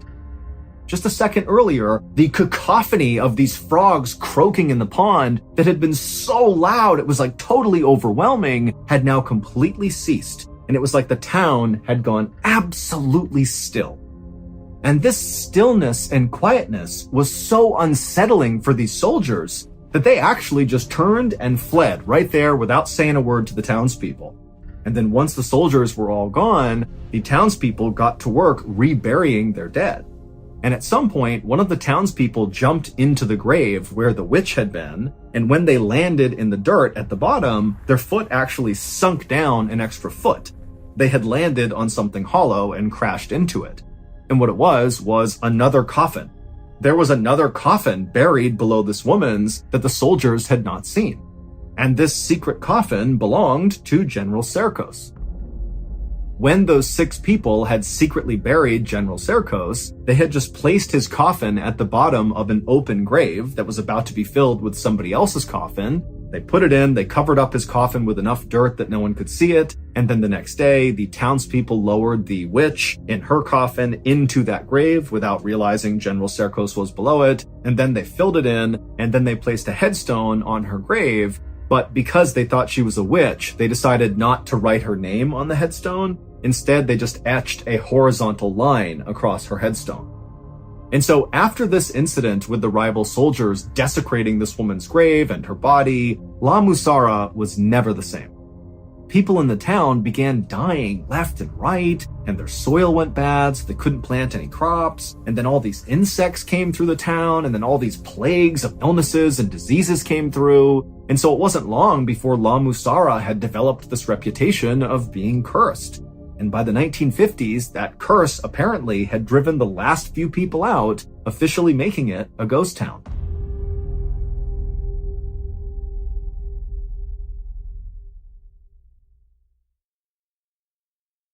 Hey listeners, MrBallen here. What if I told you that some of the strangest, darkest, and most mysterious stories happening right now are all connected to what might be the biggest crime of our generation?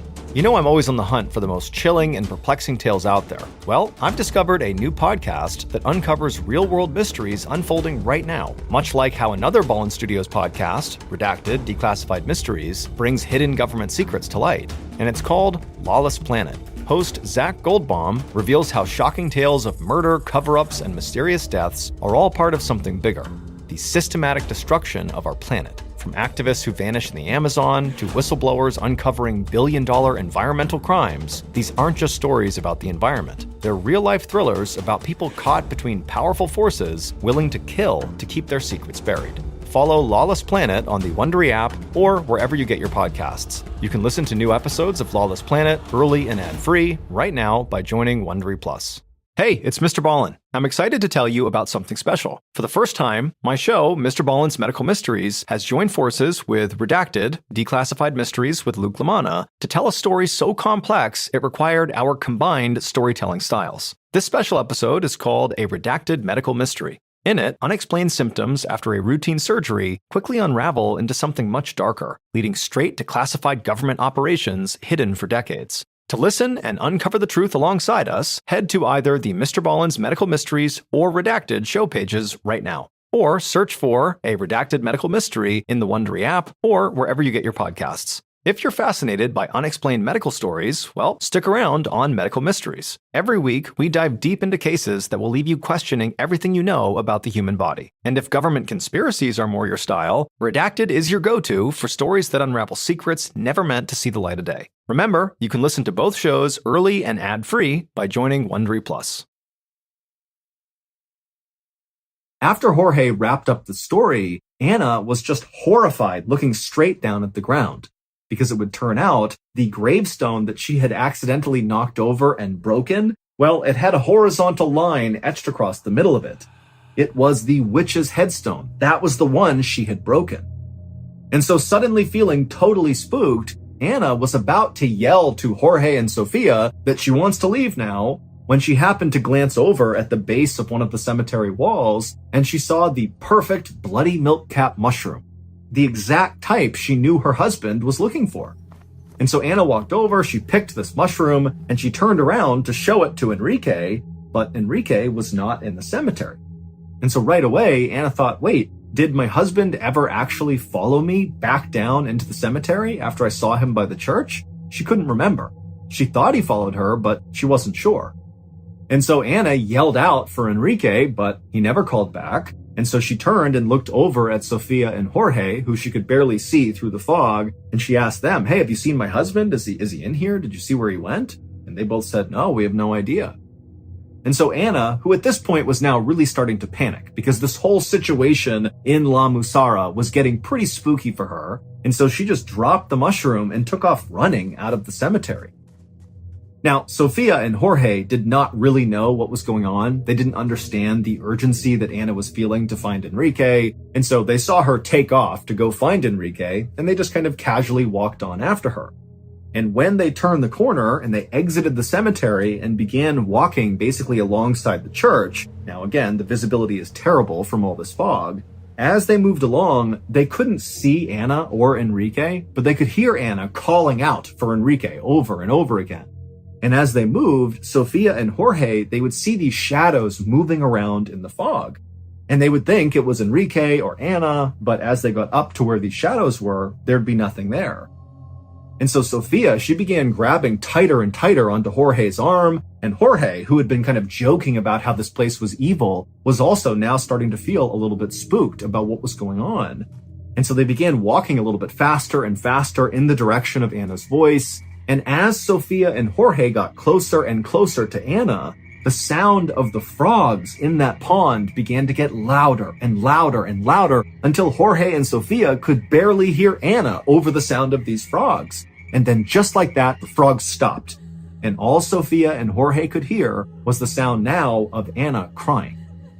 Now, Jorge and Sophia could not actually see Anna because of the fog, but they walked in the direction of her voice, and they ultimately found Anna crouched down with her back to them right in the spot where Enrique had previously been standing staring in that church window.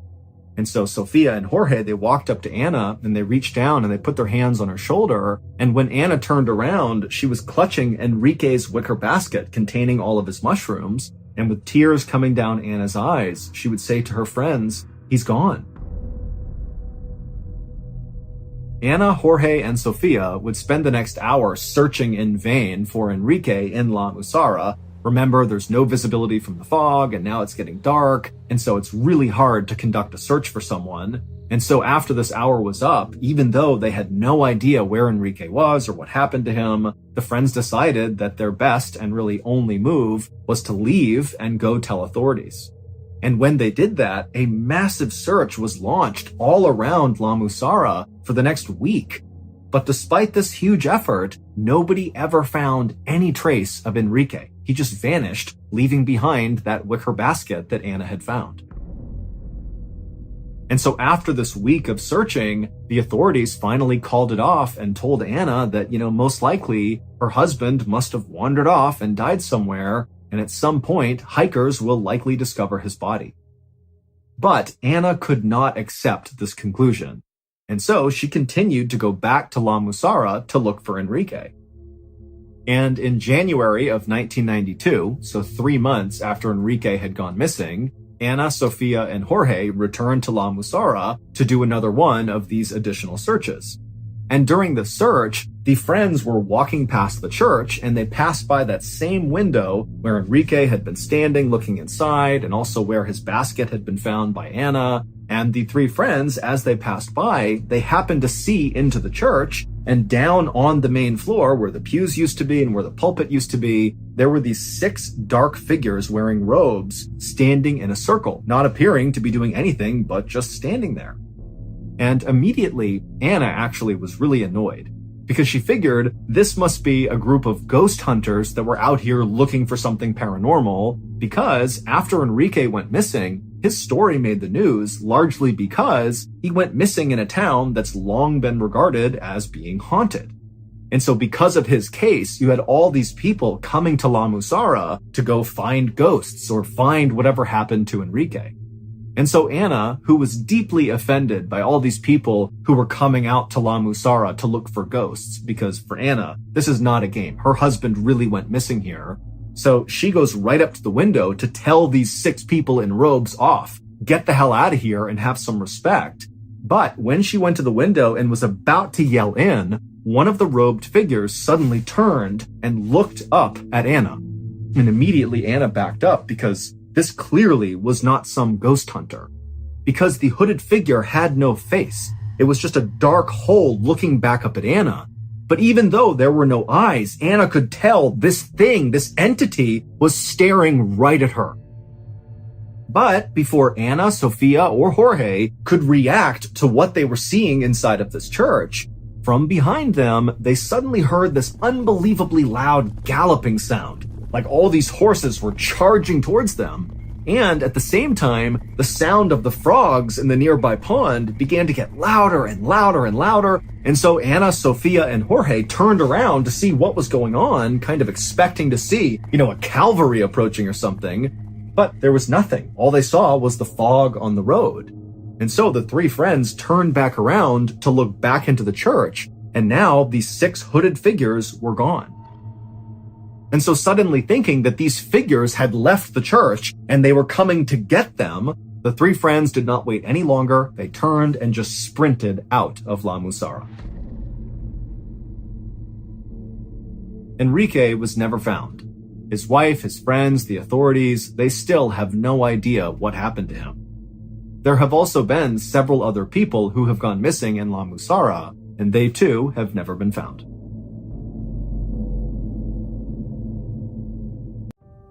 On the night of April 7th, 2014, 32-year-old Robin Spielbauer tucked her 10-year-old daughter into bed in their house in Amarillo, Texas. Robin told her daughter that she loved her, said goodnight, and then walked out of the room. Robin could hear the TV on in the front room of the house, and she began heading that way, but before she got there, she stopped to look in on her younger daughter. Robin peeked into her bedroom and saw the little girl was already fast asleep.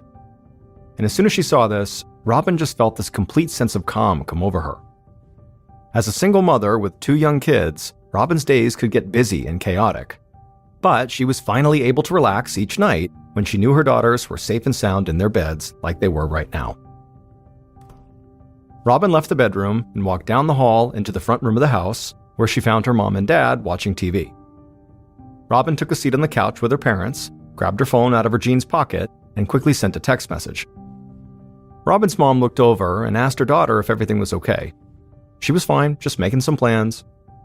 Robin knew her parents loved having her and the 2 girls in the house, and they played a huge part in helping her take care of the kids.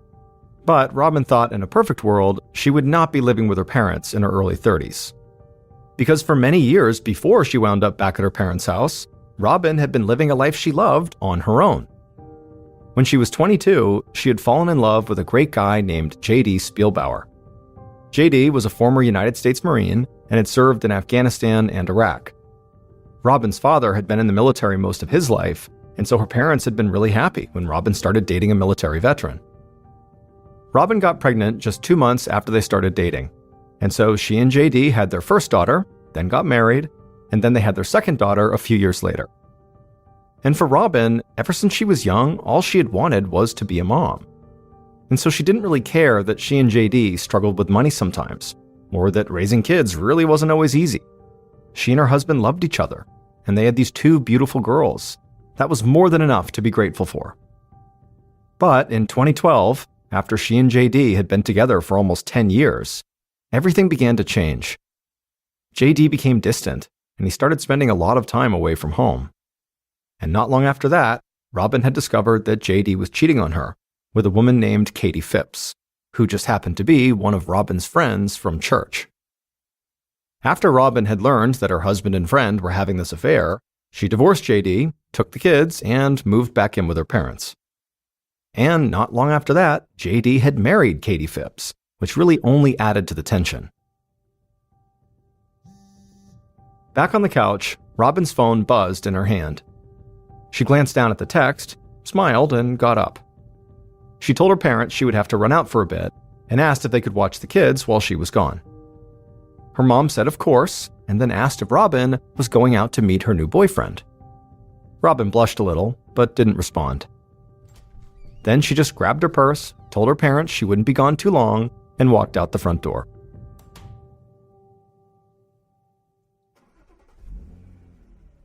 A few minutes later, at about 9:30 p.m., Robin drove her black Chevy Tahoe out of town and turned onto Helium Road, which was a long, winding dirt road surrounded by farmland on both sides.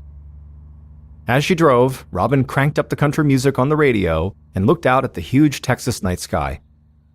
The only light on the road came from her headlights and the moon, and this made Robin feel like she was out in the middle of nowhere. But that was perfect as far as she was concerned. In fact, that's why she'd chosen Helium Road for this meeting in the first place. She didn't want anyone to see what she was about to do. Eventually, Robin pulled her SUV over to the side of the road, put it in park, and began to wait. And as she did, she listened to the radio and looked out the window. And then eventually, she saw headlights coming down the road behind her.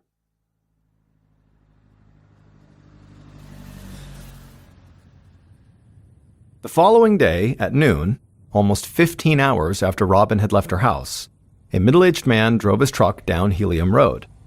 The sun was bright, and it was about 65 degrees Fahrenheit.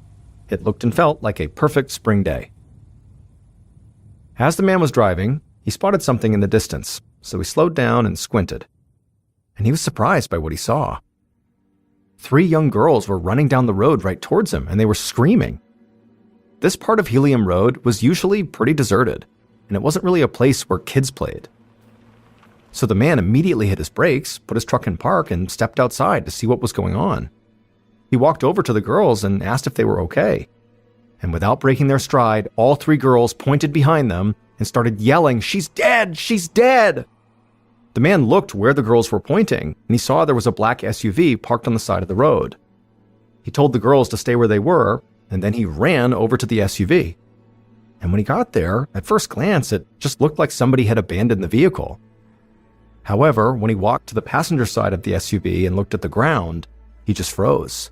The man was in total shock at what he saw, and it horrified him that 3 young kids were clearly the first ones to have stumbled onto the scene. The man took a breath and steadied himself, then he grabbed his phone and dialed 911.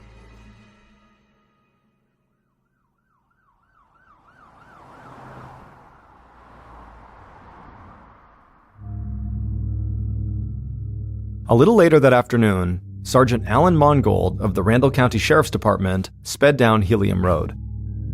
Up ahead, he saw there was an ambulance, cop cars, and a fire truck, and then behind him, driving as well, were more police cars.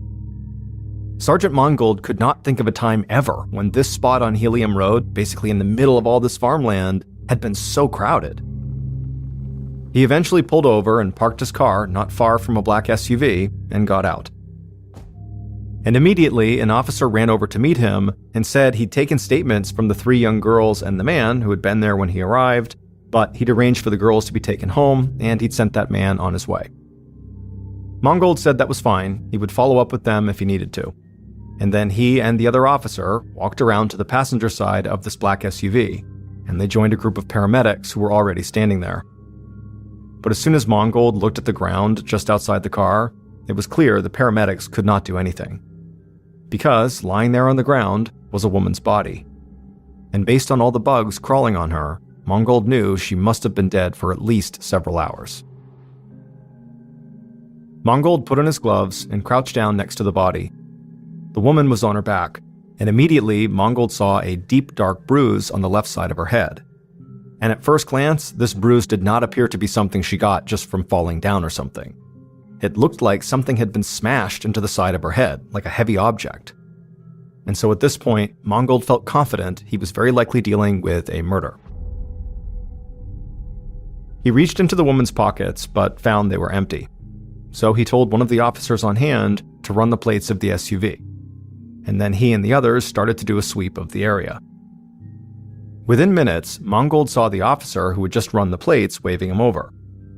Mongold joined him, and the officer said that the SUV was registered to a woman whose name was Robin Spielbauer, and the image of Robin Spielbauer that popped up matched the victim. Pretty soon, members of the county's forensics team arrived, and Sergeant Mongold searched the area around Robin's body and her SUV again. And this time, a forensic tech saw something that seemed really strange. The back windshield of Robin's SUV had a small crack in it, and embedded in the crack were tiny pieces of hot pink plastic. Now, neither the forensics tech nor Sergeant Mongold had any idea what this pink plastic was from. But the tech said hopefully that would become clear after they ran some tests. The investigative team spent hours searching up and down Helium Road, hoping to find a potential murder weapon or maybe Robin's cell phone. But other than those pink plastic flecks on the SUV windshield, there really wasn't much to go on. Mongold considered the possibility that this could have been a robbery gone wrong, that someone had gotten Robin to stop her car, attacked her, and had stolen her purse and her phone. But the idea that a carjacker would choose this road to try to rob someone where there wasn't a whole lot of traffic just didn't make a lot of sense to him. And so Mongold couldn't help but think that maybe Robin's killer was someone she knew.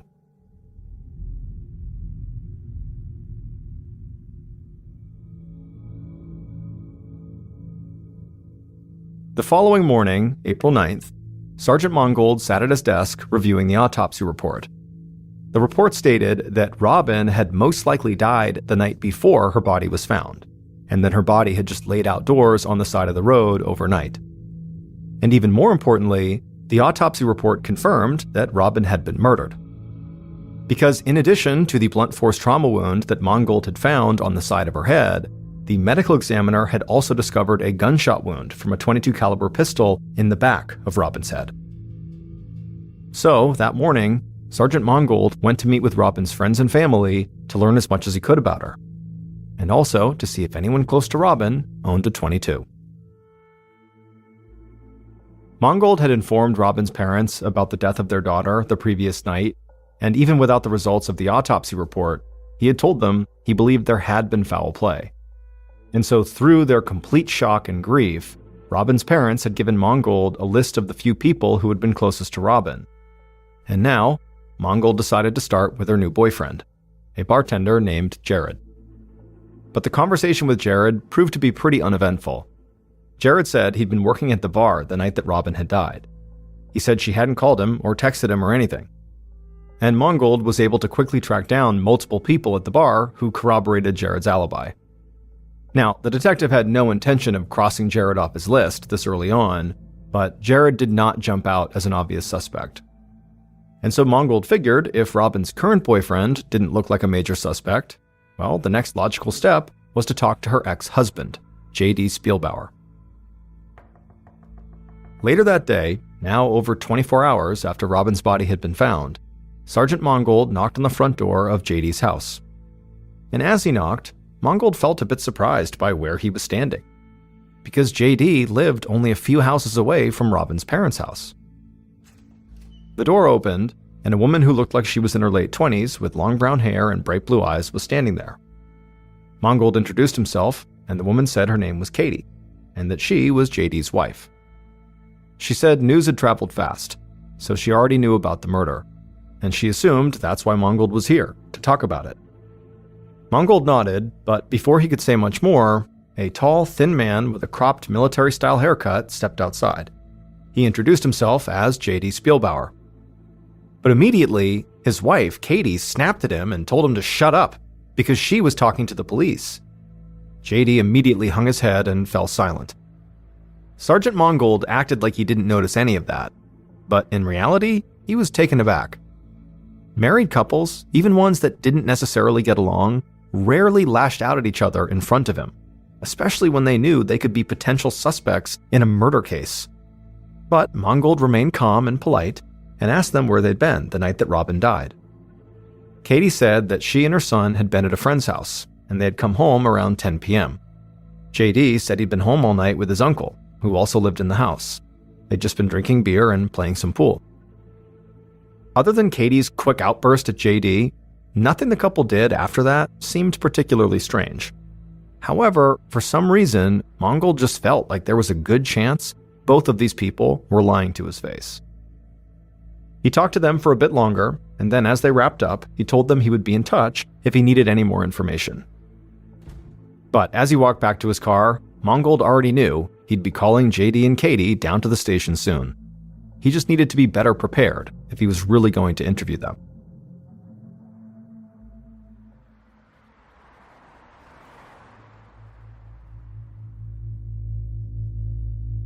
After leaving JD and Katie's house, Mongold drove a few minutes across town to Robin's best friend Aaron's house. Robin's parents had told Mongold that Robin and Aaron were extremely close and shared basically everything with each other. So Mongold thought she'd be a great person to talk to learn more about Robin, but also he figured if anybody had inside information on Robin's ex-husband and his new wife, it might be Aaron. And as it would turn out, Aaron knew a whole lot about Robin's ex and his new wife. She told him that at one point, she, Robin, JD, and Katie had all been friends. but then JD and Katie had an affair and things got ugly. She said Robin constantly worried about the kids and wondered if she and JD should really be trying to co-parent them. Aaron also said that JD talked a lot about suffering from PTSD because of his time in combat as a Marine. Mongold took notes on everything Aaron was telling him. An affair, a divorce, and a potential custody battle could all be motives for murder.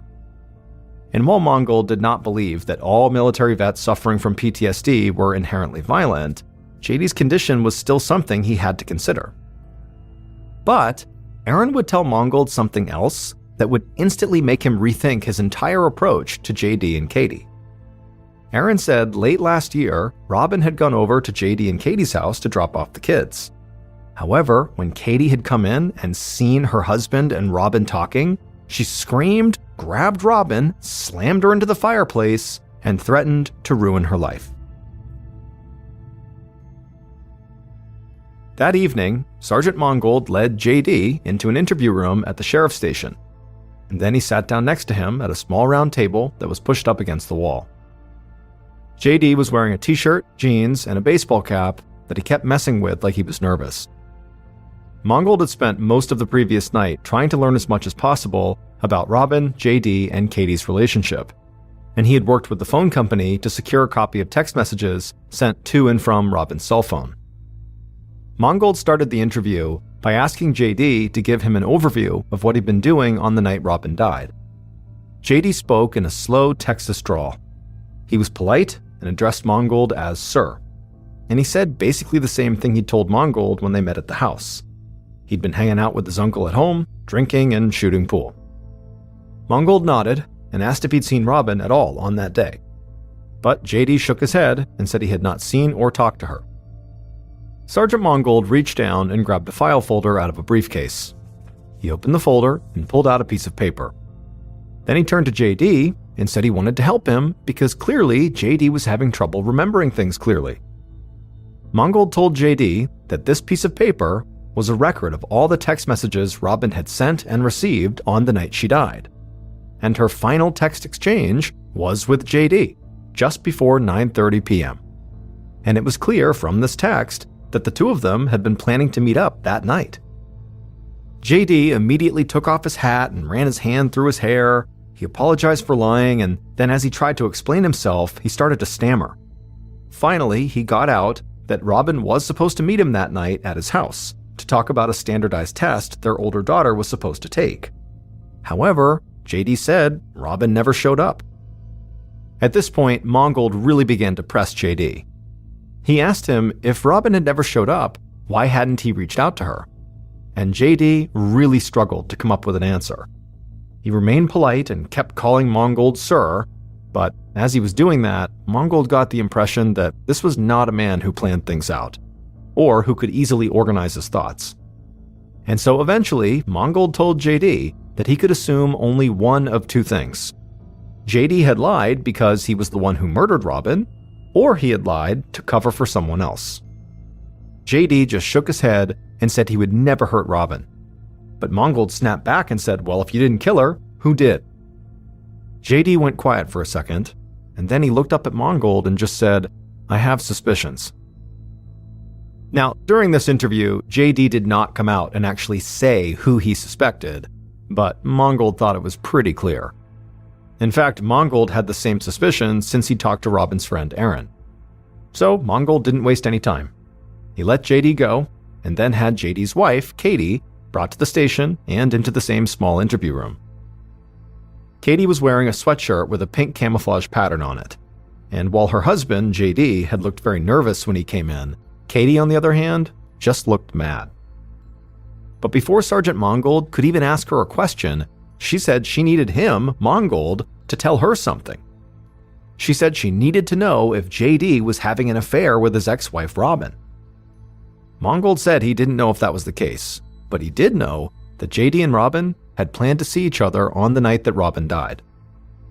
After hearing this, Katie broke down sobbing and put her face in her hands. She said she knew it. She knew Robin had been trying to tear her marriage apart because Robin had never gotten over JD after the divorce. But despite all the obvious anger Katie felt towards Robin, She insisted that she had nothing to do with Robin's murder. However, despite what Katie and JD said during their interviews, Sergeant Mongold still decided to secure search warrants for their house and their cell phones, and he felt sure he would soon be able to arrest one or both of them. On April 10th, so just 3 days after Robin's murder, Sergeant Mongold and the investigative team searched JD and Katie's house, and they quickly found a room filled with guns. Mongold didn't think that was strange, though. Amarillo, Texas was home to a lot of avid hunters, and most of the weapons in this room were hunting rifles.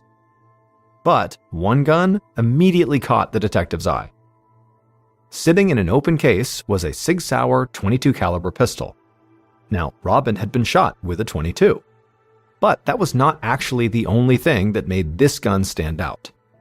This gun had hot pink plastic accents on part of the grip and the barrel.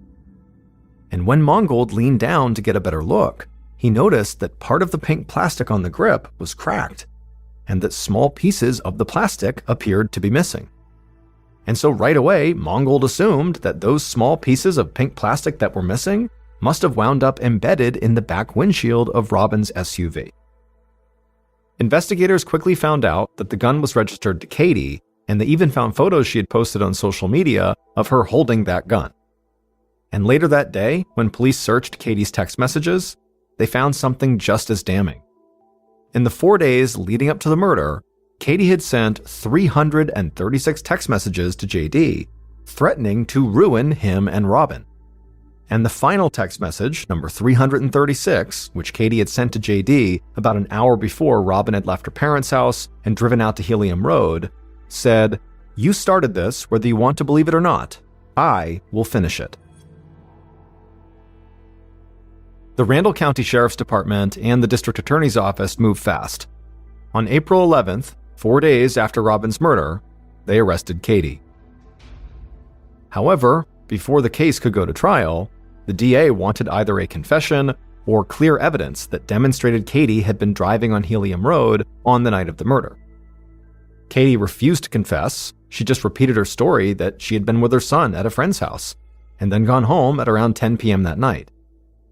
Now, Katie's cell phone had pinged off a tower near the murder site at the time Robin was most likely killed, but that tower also would have pinged if she was driving from her friend's house to her house, so it was not the definitive evidence the DA was looking for. The search for some elusive piece of evidence that would ensure a guilty verdict began to frustrate the police. After all, Sergeant Mongold and his team had Katie's gun and her threatening text messages to JD, and they knew Katie had once slammed Robin into a fireplace. But Mongold and his team's hands were tied, because the DA's office had taken over the investigation. The DA's office wound up re-interviewing people connected to the case and also scouring surveillance footage from locations just outside of town to see if they could spot Katie's car pulling onto Helium Road. But none of this led to anything new, and the investigation dragged on for months. And so the DA began to worry that he would never find this piece of evidence that would definitively win over a jury. But on a day in July of 2015, over 15 months after Robin's murder, a woman who worked for the DA rushed into his office, and she had a very excited look on her face. She told the DA that she'd seen a story on the news about how certain cell phones left a clear digital footprint when they were connected to Wi-Fi. Essentially, police could use this Wi-Fi data to track exactly where a phone had been, which was far more information than a cell phone tower could provide. When the DA heard this, his face lit up. He'd never heard about this type of search. So he gathered his team, and they immediately got in contact with the phone and internet companies, and soon they were able to trace Katie's exact path on the night of the murder. This was exactly the kind of evidence the DA had been looking for. And not long after that, the DA got another big break when he was contacted by Robin Spielbauer's mom. She told him that she had just gotten this very bizarre phone call that she knew would help his investigation. And the information Robin's mom provided, along with the newly collected Wi-Fi data, finally solidified the case. That night, the killer drove their truck through town, trailing just far enough behind Robin so as not to be spotted. The city lights slowly disappeared behind them as the killer followed Robin out onto a dark dirt road. and after a few more minutes of driving, the killer saw Robin pull over and park. And so the killer slowed down as well and parked right behind her. Once they were stopped, the killer put on a pair of gloves, grabbed a gun from the passenger seat, and then stepped outside, leaving their headlights on. The killer calmly walked towards the SUV, raised their gun, and slammed it against Robin's back windshield. The windshield cracked, and the killer heard Robin begin to scream from inside the vehicle. The driver's side door of the SUV suddenly flew open, and Robin lunged out of the car and started screaming at the killer. But the killer just raised their gun. Robin saw the gun in the headlights from the truck, and she ran towards the farmland that surrounded the road, trying to get away, but the killer followed, and they aimed at Robin in the low light, and they fired. The bullet struck Robin in the back of the head. She stumbled, her body twisted, and she fell to the ground on her back. The killer approached and saw Robin was still breathing, so they aimed the gun at her forehead and pulled the trigger again. But the gun jammed. The killer panicked.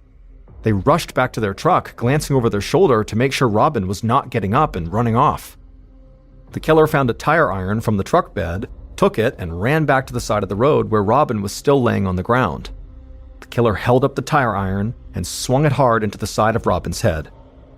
Blood spilled from Robin's temple out onto the ground. Now she stopped breathing, and she died right there on the side of the road. The killer leaned down and took Robin's cell phone out of her pocket. They searched her other pocket for personal items, but she didn't have anything else on her. So the killer walked over to her SUV, leaned inside through the open driver's side door, and grabbed Robin's purse. And then with that in hand, they shut the door behind them. The killer ran back to their truck, hopped in the driver's seat, and sped off down the dirt road back towards their house in town. Once back inside the safety of their home, the killer walked right into their gunroom, and they would put the gun they had just used to shoot Robin, a Sig Sauer .22 caliber pistol with a pink plastic grip, into an open gun case. At this point, the killer took a deep breath and began to calm down. They were convinced the police would eventually find this pink gun. And when they did, they would believe Katie had murdered Robin. Katie Phipps would stay in prison for over a year awaiting trial, while the DA's office tried to find evidence that would ensure her conviction in court. But Katie didn't murder Robin. Her husband, JD, did.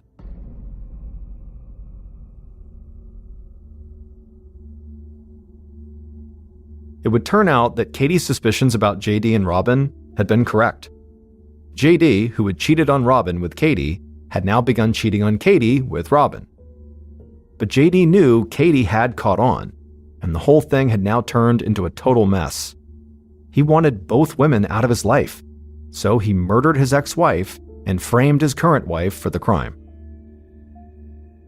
On the night of the murder, the way JD had lured Robin to Helium Road was he had been texting back and forth with her to set up a meeting on that secluded road.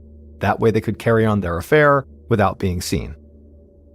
Police had considered JD a suspect, but the bulk of the evidence they found seemed to point to his wife Katie. She had sent hundreds of threatening text messages, had physically assaulted Robin, and had claimed she was going to, quote, finish what JD had inadvertently started. And when tests were run on Katie's gun, the pink plastic from the weapon matched the pink plastic police had found embedded in Robin's back windshield. And so, after only a 4-day investigation, police had arrested and jailed Katie. But over a year later, as investigators and the DA tried to shore up their case before going to court, new evidence came to light. Katie's phone had not been connected to Wi-Fi on the night of her murder. However, her son's phone had.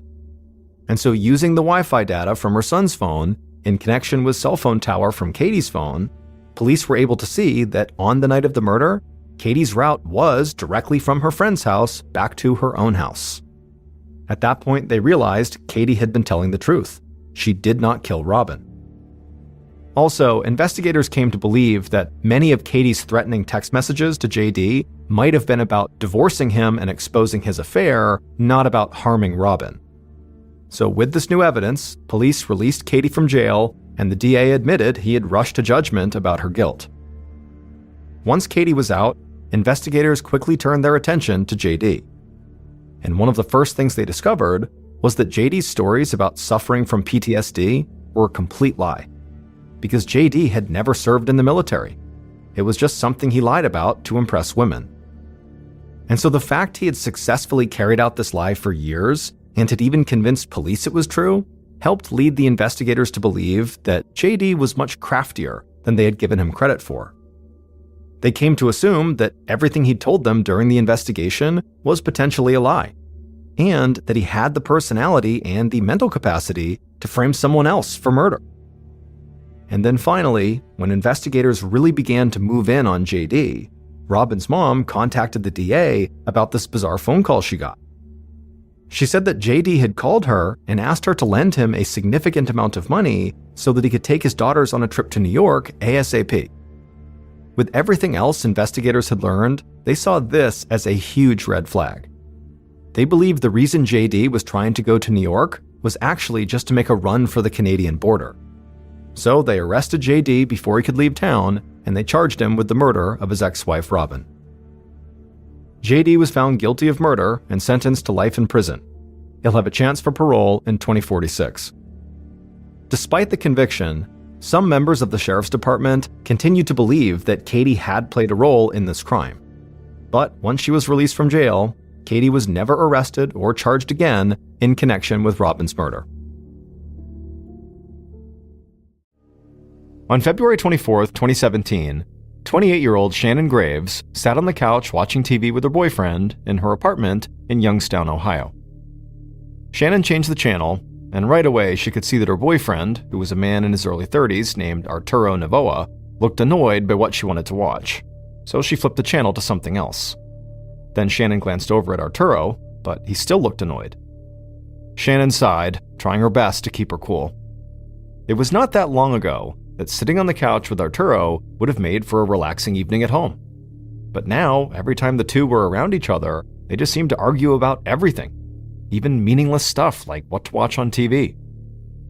Shannon put the remote down and then leaned back on the couch and didn't say anything. She hoped that maybe if she just sat there in silence, they could avoid a fight. But in reality, Shannon knew that this TV show she chose, or whatever little thing they ended up arguing about next, was actually just a symptom of a much bigger problem. Her and Arturo's relationship was clearly falling apart. The two of them met almost a year earlier at the club where Shannon had been working nights as a dancer while she went to classes during the day to earn her cosmetology degree. And despite their obvious differences, at first they had gotten along great. Shannon was outgoing and always seemed to be on the move, while Arturo was quiet and more reserved. But they thought their differences actually complemented each other really well. So, after dating for only a few months, Shannon and Arturo moved into an apartment together. And that's when things started to go bad. It was like right away, they just both stopped trusting each other. Arturo accused Shannon of still being into her ex-boyfriend, a guy she'd actually been living with before she met Arturo, and Shannon was convinced that Arturo had a thing for this woman who was always hanging around him when he would come to see Shannon at the club. But whether or not those things were true, Shannon knew her issues with the relationship ran deeper than just thinking Arturo might like some other girl. Shannon had always been someone who loved change. She just never wanted to feel stuck. And so to avoid that feeling, she would often do things like dye her long black hair green and blue, or she'd take much bigger steps, like she would occasionally just leave town for weeks at a time to go on an adventure by herself without telling anyone where she was. But living with Arturo had definitely made Shannon feel stuck. And over the last few months, that feeling had really worn her down. Back in the apartment, Shannon eventually just stood up from the couch and began to walk out of the room. But as she did, Arturo snapped at her for some reason, and then before long, the two of them were just yelling at each other. And the argument escalated, even though neither of them really knew what they were even fighting about. Until finally, Arturo said, maybe he should just leave for good. And then he stormed out. Shannon stood there in her apartment for a minute, trying to catch her breath and calm down. She was mad, but she also couldn't help but feel this sense of relief. If Arturo was gone, like really gone, she could now do anything she wanted. She could make a change. She could go someplace new. A few months earlier, Shannon had finally earned her cosmetology degree. She had worked really hard for it, and she was proud of herself. Some people had been surprised because they thought getting a degree sort of went against Shannon's need for constant change, but Shannon saw things differently. Her degree could open doors and give her a chance to work as a cosmetologist in different cities.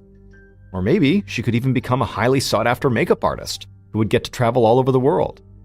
But Arturo had never really supported her dreams, so she had kind of given up on them. Now she could start putting her degree and her talents to work, and she would not have to do that in Youngstown, Ohio. And just thinking about the possibilities for the future got her really excited. Shannon walked to the bathroom, got undressed, and turned on the shower. In her mind, she would wash off all the bad stuff that had happened recently, and it would be like the first small step towards a fresh start.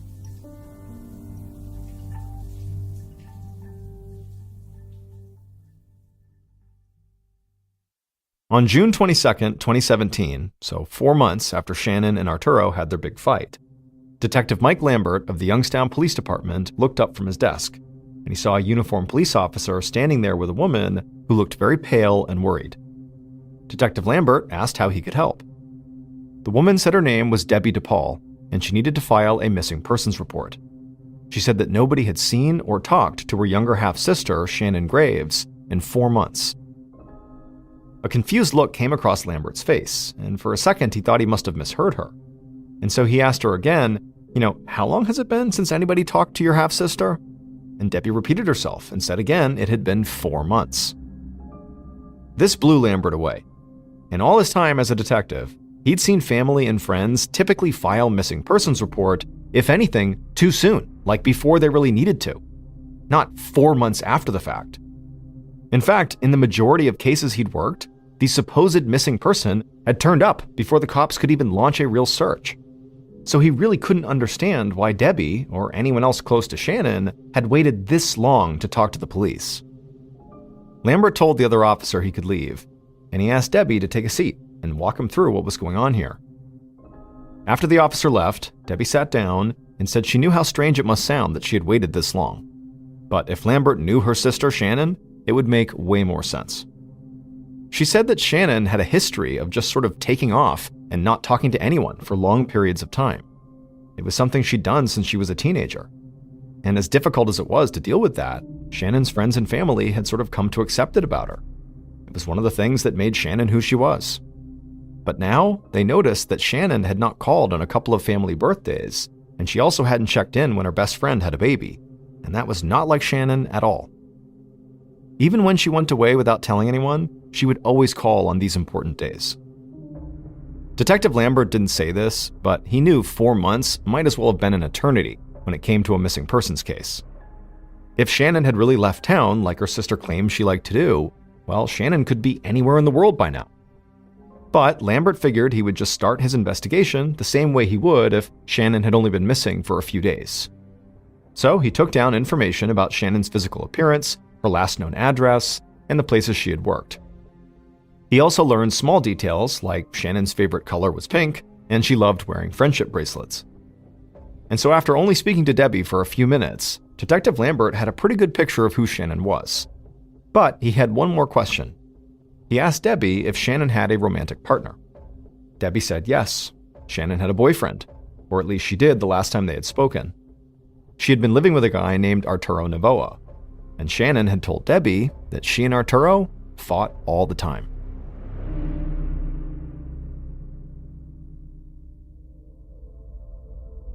The following day, Detective Lambert sat down with Arturo in a small interview room at the station.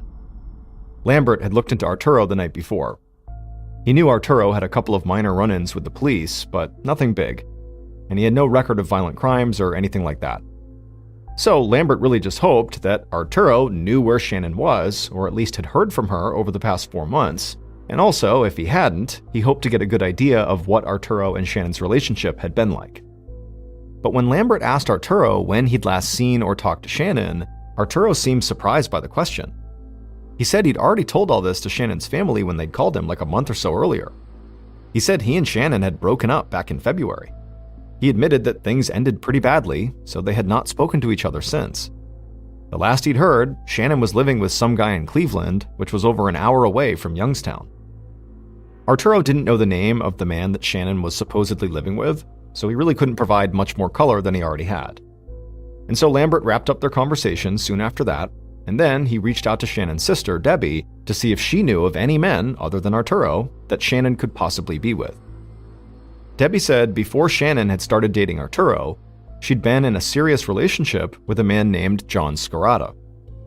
Just hearing that name shocked Lambert, and it caused him to immediately begin planning his next move, because he knew John Scarata all too well. John had a substantial criminal history. In fact, he had done time in prison on drug charges, and Lambert knew that John had gotten out of prison right around the last time anyone had seen Shannon. After speaking to Debbie, Detective Lambert got to work right away tracking down John, and it would turn out he was not in Cleveland. He was in Youngstown, trying to get his life together after getting out of prison. The following day, when John Scarata walked into the interview room at the station, he greeted Detective Lambert like they were old friends. And when the detective brought up Shannon, John didn't seem surprised at all. He said he'd learned Shannon had disappeared not long after he'd gotten out of prison. So Lambert asked if he was worried about her. And John, in response to this, did something that Lambert did not see coming at all. John leaned forward in his chair and said yes, he was really worried. In fact, he was so worried, he'd started his own investigation. Lambert was so caught off guard by this that he didn't really know how to react. What did John mean he was doing his own investigation? But just then, John grabbed his phone out of his pocket, pulled up his photos, and showed them to Lambert. And Lambert saw multiple pictures of different cars that had been parked right outside of Shannon's apartment over the past few months. John had staked out the place, looking for Shannon or for anything or anyone that seemed out of the ordinary. Lambert felt a little conflicted. He believed if something bad had happened to Shannon, John had to be a major suspect here. But he couldn't deny that he did want to track down all of these cars John had photographed at Shannon's apartment. So ultimately, Lambert did get the license plate numbers of all the cars, and he told John to stop staking out Shannon's place and to just let the police do their jobs. John said he totally understood. He just wanted to find Shannon and make sure she was okay. Detective Lambert knew John had connections to the criminal world of Youngstown, Ohio, so there really was a chance that John thought he was the best person to find Shannon, a woman he claimed to still be in love with. But there was also a chance that John was just trying to send the police on some kind of wild goose chase to keep them off of his trail, because maybe he had something to do with what happened to Shannon. So, in the days following their meeting, Lambert and his team tried to get a clear picture of everywhere John had been since he'd gotten out of prison, and if he'd had any communication with Shannon near the time she'd supposedly disappeared.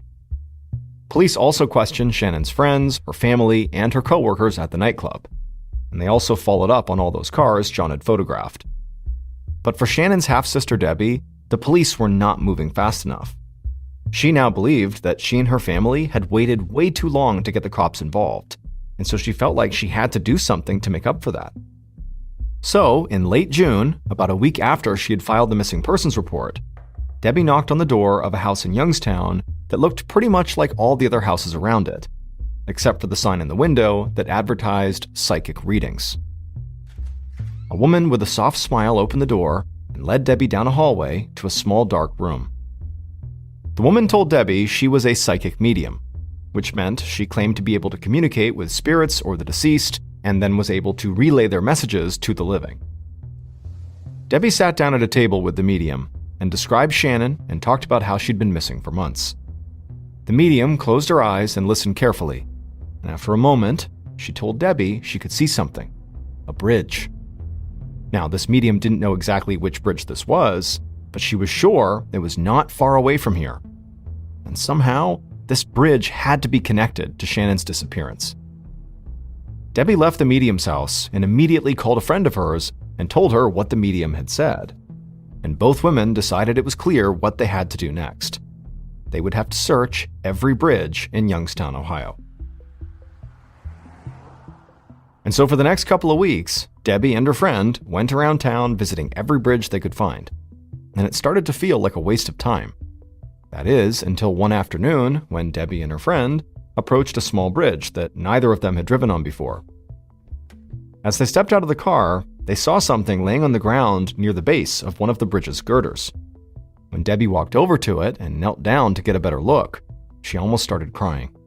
Because there, laying on the ground, were saw blades, a rope, and a pink sock.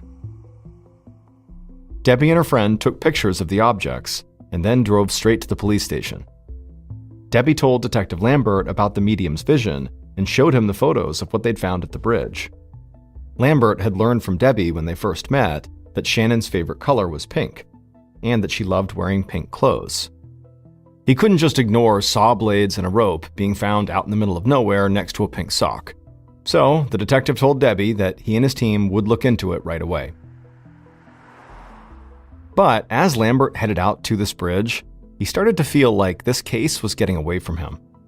He was already dealing with the missing woman's ex-boyfriend conducting his own investigation, and now he was following up on a lead that apparently came from a psychic medium. And Lambert still had no idea what had happened to Shannon. She really could just be in Cleveland or anywhere else, purposefully avoiding her friends and family. Or she could be the victim of a horrible crime. One way or the other, Lambert needed some piece of concrete evidence to point him in the right direction. And while he didn't want to rule anything out, he doubted that that piece of evidence was going to come from a psychic vision.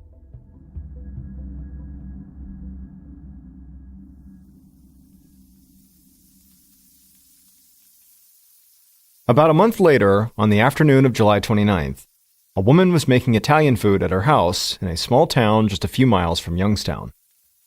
As she cooked, she looked down at the food she was making, and suddenly she got mad at herself. She realized she didn't have enough meat to make the meatballs she was planning to serve with this meal. She thought about taking a quick trip to the grocery store, but then she remembered something.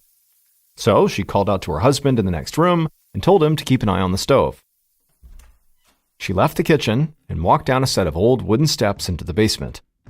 She passed by their washer and dryer and walked over to a white, rectangle-shaped chest freezer that was standing up against the wall.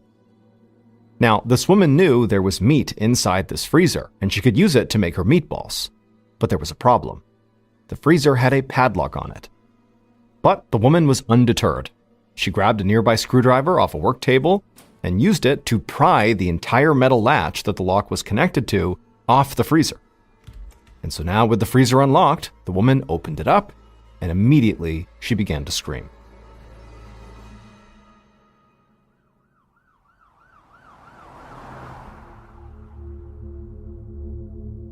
At about 5:30 that afternoon, 2 hours after that woman had looked inside the freezer, crime scene investigator Tony Marzullo walked down the stairs into the married couple's basement. Marzullo worked out of Youngstown, but he helped in the surrounding smaller towns when he was needed. And today, he'd gotten one of the strangest calls he'd ever received from police dispatch in one of those smaller towns. Marzullo put on his gloves and approached the freezer.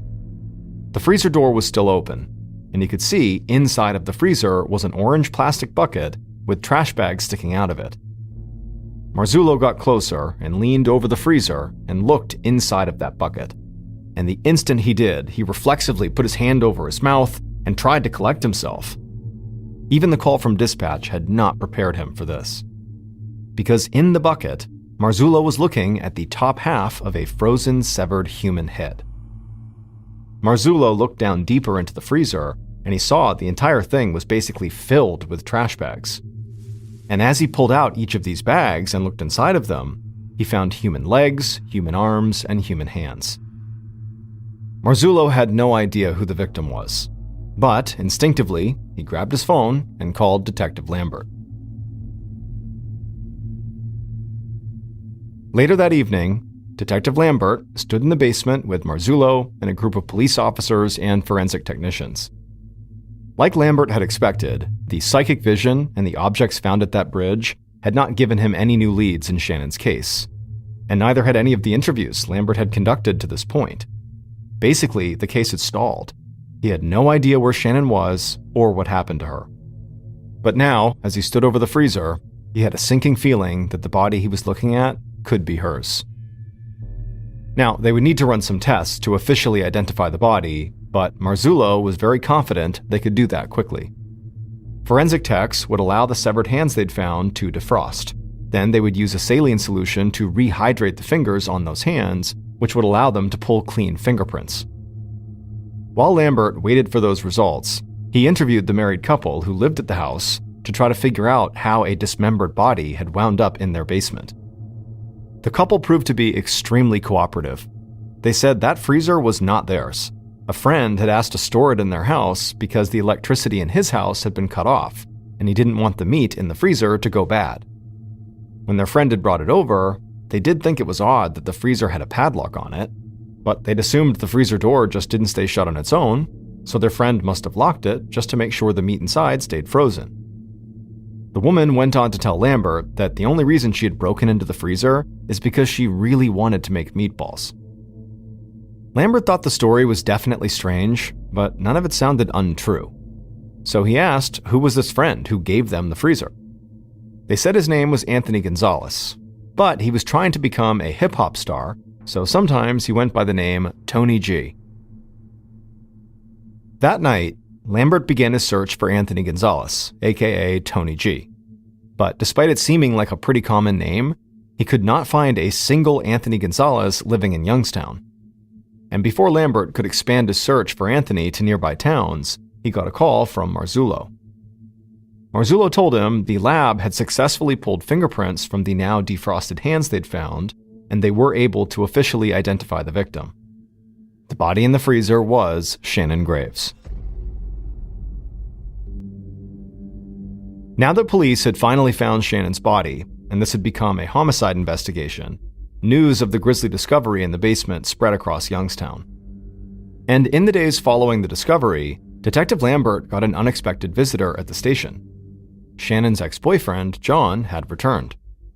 John had heard about Shannon's body, and he admitted right off the bat to Detective Lambert that despite what he'd promised him, he said he had not actually given up his own investigation into Shannon's case. And in fact, now he had discovered something huge. John heard from a friend of his about a house party that had taken place a few months earlier. And at this house party, a man named Andrew Herman had been burning some of Shannon's stuff in a huge bonfire.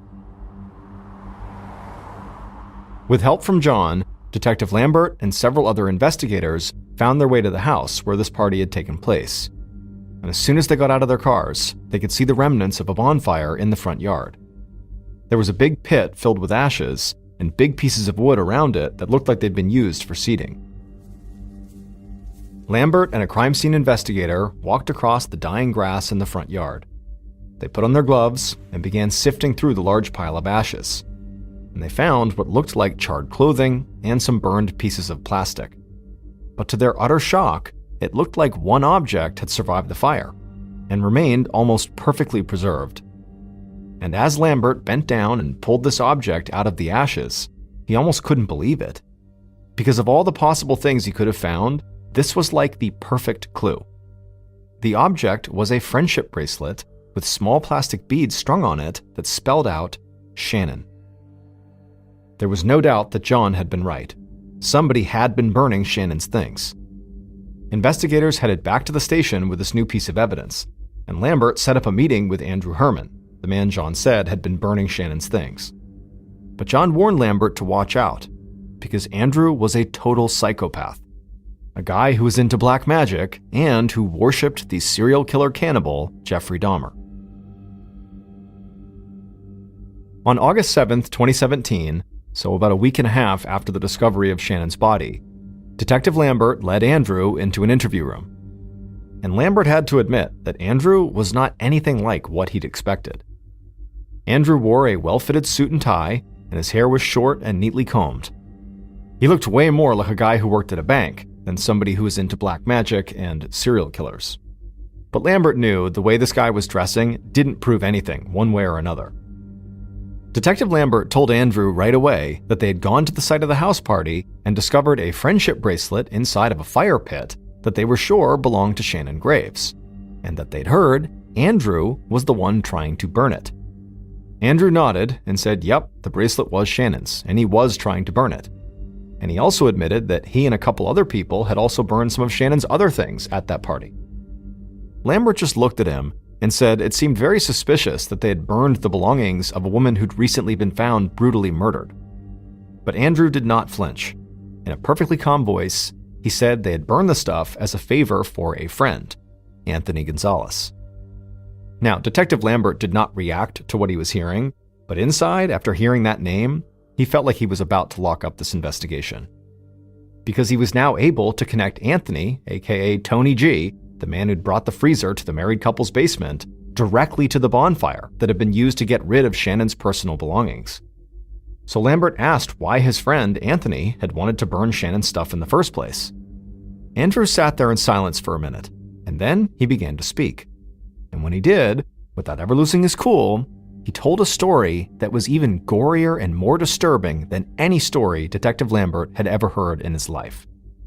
And by the time Andrew stopped telling this story, Lambert knew exactly what had happened to Shannon Graves. The killer walked through Shannon's apartment, breathing heavily and clutching a hammer in their hand. They could hear the shower running, so they headed for the bathroom. Once there, they opened the door and stepped inside. Shannon shouted something and pulled back the shower curtain, but before she could even figure out what was happening, the killer raised the hammer and slammed it into the top of her head. Shannon's body collapsed in the shower, and blood began to run into the drain. As for the killer, they continued to swing the hammer over and over again into Shannon's head. Her body twitched and then eventually stopped moving. She was dead in the shower. The killer turned off the water and just stood there for a second, staring down at what they'd done. And for the first time, they realized that killing Shannon was actually just the beginning. Now they had to get rid of her body. The killer rushed to the kitchen, found trash bags, and came right back.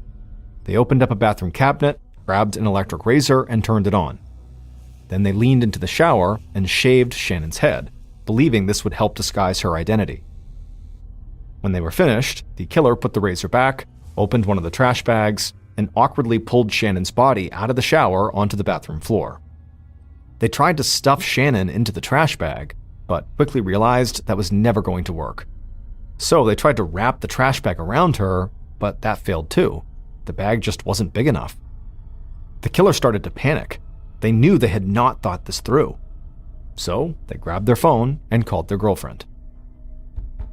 A few minutes later, there was a knock at the door. The killer opened it and quickly led their girlfriend into the bathroom and showed her Shannon's body. The girlfriend did her best to stay calm. She said after dark, they could move Shannon's body to her place and figure out what to do with it from there.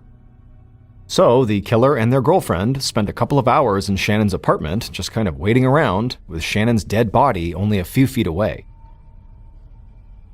Not long after sunset, the killer and the girlfriend grabbed Shannon's clothes off the bathroom floor, they took her purse, and then did their best to wrap Shannon's body up in trash bags. Then they carried her body and her belongings out into the darkness and put everything into the trunk of the girlfriend's car. They drove to the girlfriend's house and brought Shannon's body inside and laid it in the bathtub. Then the killer called the one friend they thought could help. And later that night, that friend arrived with a fully formed plan and a machete. The killer, the girlfriend, and the friend of the killer spent the entire night dismembering Shannon's body. At some point, the friend told the killer to order sulfuric acid online and to set up a delivery at a bulk store nearby.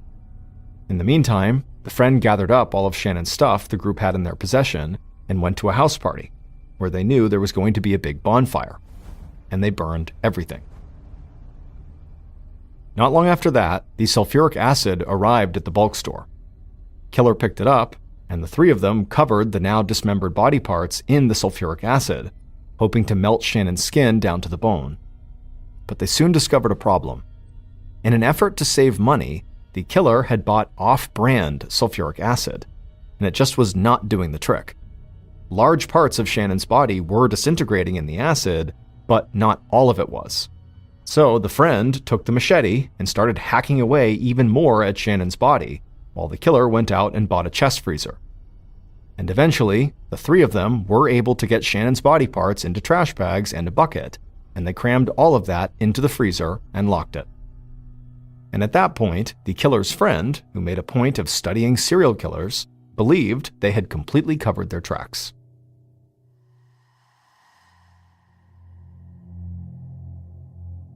Andrew Herman, the man who supposedly worshipped Jeffrey Dahmer, oversaw the disposal of Shannon's body and her belongings. And his friend, Anthony Gonzalez, who also went by his hip-hop name, Tony G, murdered Shannon. But it would turn out Anthony Gonzalez and Tony G, those two names, were both aliases. Anthony, aka Tony G, was actually Shannon's boyfriend, Arturo Novoa. On the night that he and Shannon had fought and he stormed out, Arturo did not leave for good. Instead, he came back, grabbed a hammer, and killed Shannon. But Arturo had not thought the murder through.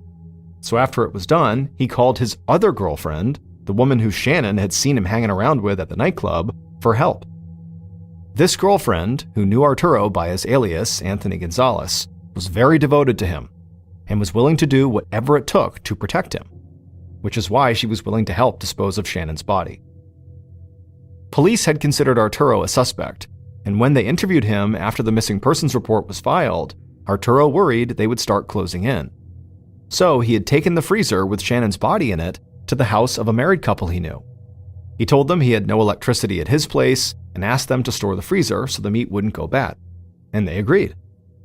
After the discovery of Shannon's body in their basement, police had begun to look for Anthony Gonzalez, which the married couple believed was their friend's real name who owned the freezer. But it was when the couple showed the police a picture of Anthony that the police knew they were onto something, because they could tell the photo was not of Anthony. The photo was of Arturo. And finally, Shannon's ex-boyfriend, John, who had his own investigation, helped Detective Lambert solidify his case. When John led Lambert to the remnants of the bonfire and Shannon's friendship bracelet, it allowed Lambert to bring in Andrew for questioning, because that's who John said was burning all the stuff. And Andrew, when he was interviewed, just told Detective Lambert all about the horrors that had taken place from the moment Arturo killed Shannon until the moment the freezer ended up in the married couple's basement. Arturo was ultimately sentenced to 48 years to life in prison.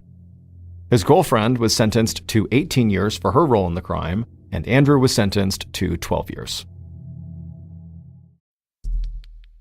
The next and final story of today's episode is called Big Footprint. In early July of 1953, Mr. and Mrs. Huggin, along with their 3 young daughters, left their home in Winnipeg, Canada, for a 6-week summer vacation. They were headed to the girls' grandparents' summer cabin in Wade, Ontario, which is one of the more remote and wild sections of Ontario. Their cabin was right in the middle of this huge swampy forest, and they were not too far from one of the biggest lakes in Ontario called Fox Lake.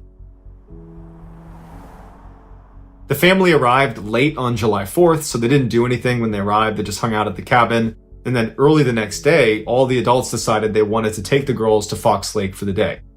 So they began gathering all the supplies they would need while the 3 girls played outside the cabin. Now, there's no neighbors or anybody else anywhere near this cabin. And so it was totally normal to have the girls just play outside. They were not concerned about, them getting taken or something. And so the 2 older girls played in the front yard of the cabin, and Geraldine, the 5-year-old, was playing on the side of the cabin. So the 2 girls in front couldn't see Geraldine, and the adults, they were keeping their eye on all 3 girls, but they were mostly just kind of going in and out of the cabin, getting their stuff together, periodically poking their head out, but the girls were fine. At 10 a.m. that morning, the parents had finally packed up the car, and they were ready to collect the girls to head over to the lake. And so they went outside, they got the 2 girls that were out front, and they went to the side of the house, and they couldn't find Geraldine. Now, they weren't worried because where could she have gone? And so they walked around the house, they're yelling for Geraldine, and they asked the 2 girls, have you seen Geraldine? Where'd she go? And they're like, oh, we don't know. She was just over on the side of the house a minute ago. And so they can't find her outside. And so they go in the cabin thinking she must have gone in there because that's the only place she could be. But after thoroughly looking through the cabin and not finding her, they started to get a little bit more worried. At this point, the adults start talking to each other and they're saying, did anybody see Geraldine in the past couple of minutes? Has anybody seen her? And they all said, yeah, I poked my head out the window and I saw her within the past 10 minutes right on the side of the cabin. And so they all agreed within the past 10 minutes, they had seen her right outside the cabin. So they're alarmed they can't find her, but they're thinking, we're gonna find her. They go back outside and they're looking around and they're yelling for her. Now, this is such a remote section of Ontario that there's really no noise pollution and sound travels really, really well. And so when they were yelling her name, it was booming through the woods. And even if Geraldine had, sprinted for 10 minutes away from the cabin, she still easily would have been within earshot, and all she had to do was just, yell back and they would see her. But she didn't yell back, and there was no sign of her anywhere. And so at this point, the family is panicking, and so they call the police. The police show up, and they're looking around thinking, we're not going to be able to search this very effectively on our own. This is a huge, wild, remote section of Canada. And so they called in some professional trackers that were familiar with this area to come in and help them with their search. They also called the army in Winnipeg to send over some people to assist as well. But as soon as the search started, the skies opened up and dumped rain all over the entire area, basically washing away any footprints that they could have used to potentially find her. As the day wore on and the sun was starting to set and there was still no sign of Geraldine, her father said something to the searchers that was intended to help them find his daughter, but it was just this incredibly heartbreaking comment. And what he told them was his daughter was afraid of the dark, and that once it got dark out in the woods here, she's just going to sit down and cry. And so that will stop her from moving farther away from us, hopefully, and we should be able to find her. But they didn't. And for 3 days, they looked everywhere for her, and there was no trace of her. And to make matters even worse is the weather had been really rainy and cold, not below freezing temperatures, but close, like in the 40-degree Fahrenheit range. And she just had a light shirt and shorts on. She was not prepared for the weather. On the evening of the third day, they found footprints that they believed to be Geraldine's high up on this ledge in some moss overlooking Fox Lake. And the footprints indicated that this child, which was probably Geraldine, was looking out over the lake and then turned around and walked away from the ledge down into the swamp where her footprints dissipate. And so the search effort was pushed to this swamp, and they have thousands of people that are combing through this mosquito-infested bush to look for this girl, and once again, there's nothing. Then, on the 7th day of the search, they find another set of footprints in the swamp around the area where they were looking for Geraldine. But it wasn't Geraldine's footprints because they were these huge prints that if it was a human print, they would need to be an enormous human being. Or these prints belonged to some enormous animal, but they were unable to determine what animal it was. At this point, although there's not really any real evidence connecting that print to Geraldine, people are starting to suspect that whoever left this print or whatever left this print has something to do with whatever happened to Geraldine. 2 days later, so 9 days after Geraldine has gone missing, some of the professional trackers were 2.5 miles away from where that large print was found in that swamp and where Geraldine's footprints were found up on that ledge. They found a piece of her plaid shirt 2.5 miles away on the eastern shore of another lake called Long Lake. And so they pushed the search effort over to that section of Long Lake, and within 24 hours they would find Geraldine's remains.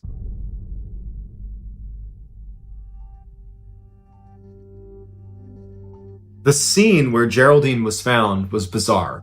There was very little left of Geraldine, and from what was left, it was clear there had been significant animal predation.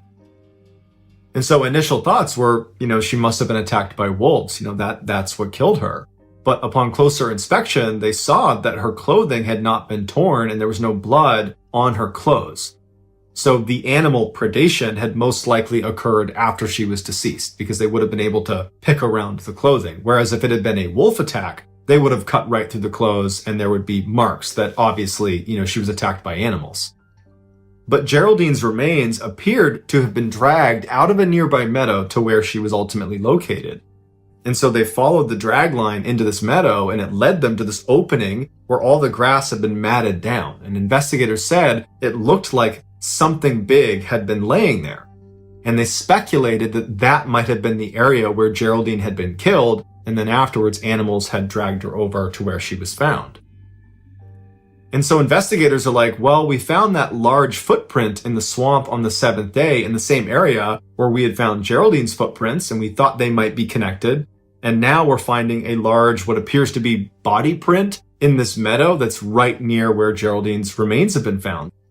And so probably whoever or whatever left that print in the swamp is the same one that left this print here in the meadow, and therefore is probably Geraldine's killer. But this left investigators with two theories that didn't really make any sense. The first one was, okay, these prints, the swamp print and this body print, belong to an enormous person, like a giant, who ran up to the cabin and abducted Geraldine and ran off, and no one saw them or heard them. And for weeks, they've managed to totally evade capture despite being, again, an enormous person lumbering through the forest.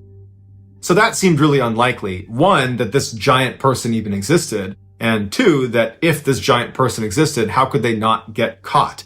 They're so big running through the forest, they would be easy to spot. But if you rule out the enormous person theory, you're left with the enormous predator theory, which does make more sense on the surface because there are enormous predators that have attacked humans, so that does happen. But when they looked at her remains, they ruled out a wolf attack, and really, they ruled out animal attacks. But if this is an enormous predator, how did it kill Geraldine? The family was told that unfortunately, because there wasn't enough left of her, they weren't able to determine a cause of death.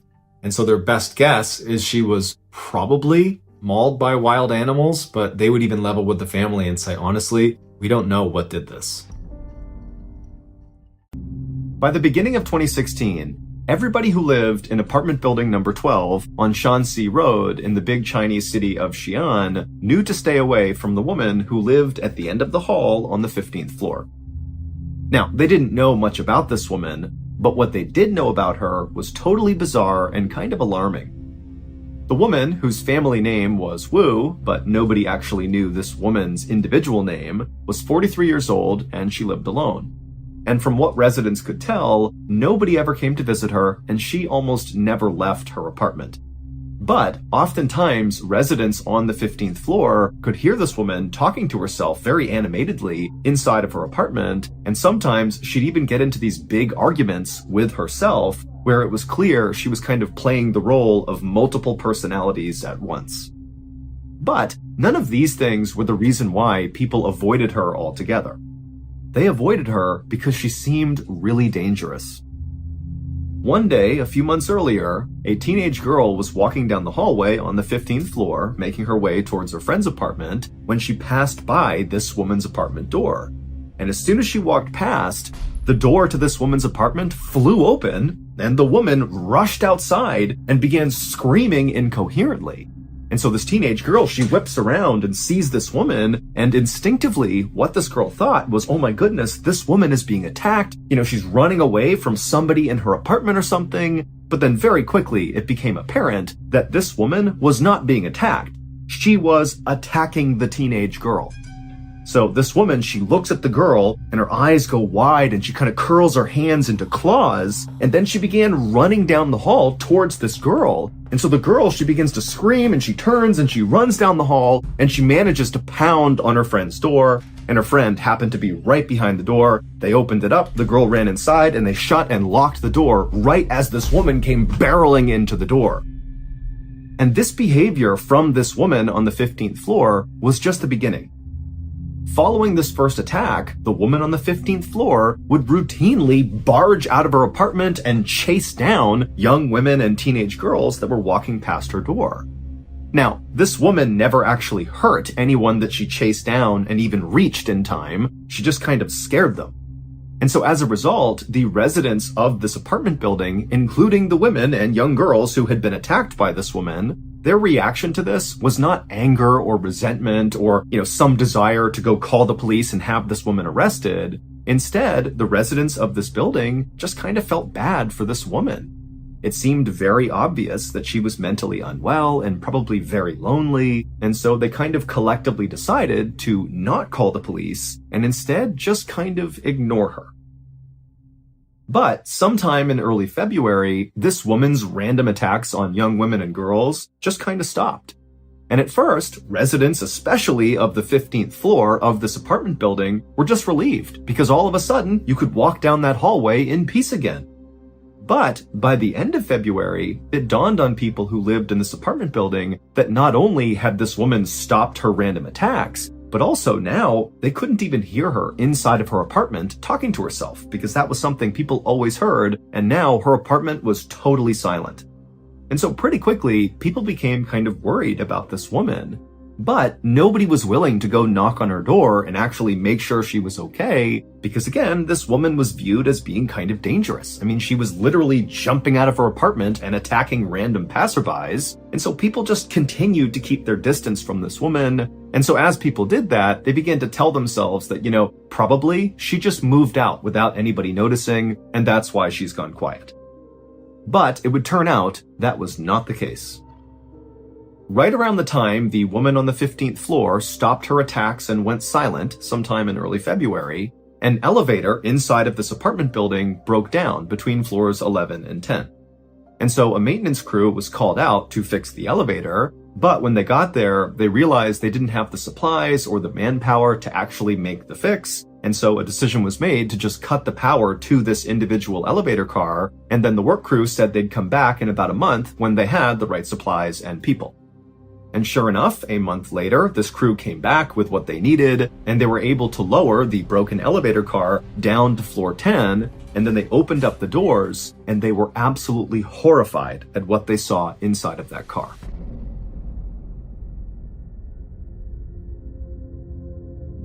It's believed that shortly after this woman on the 15th floor had one of her outbreaks and chased someone down the hall, she got into the elevator and began traveling down.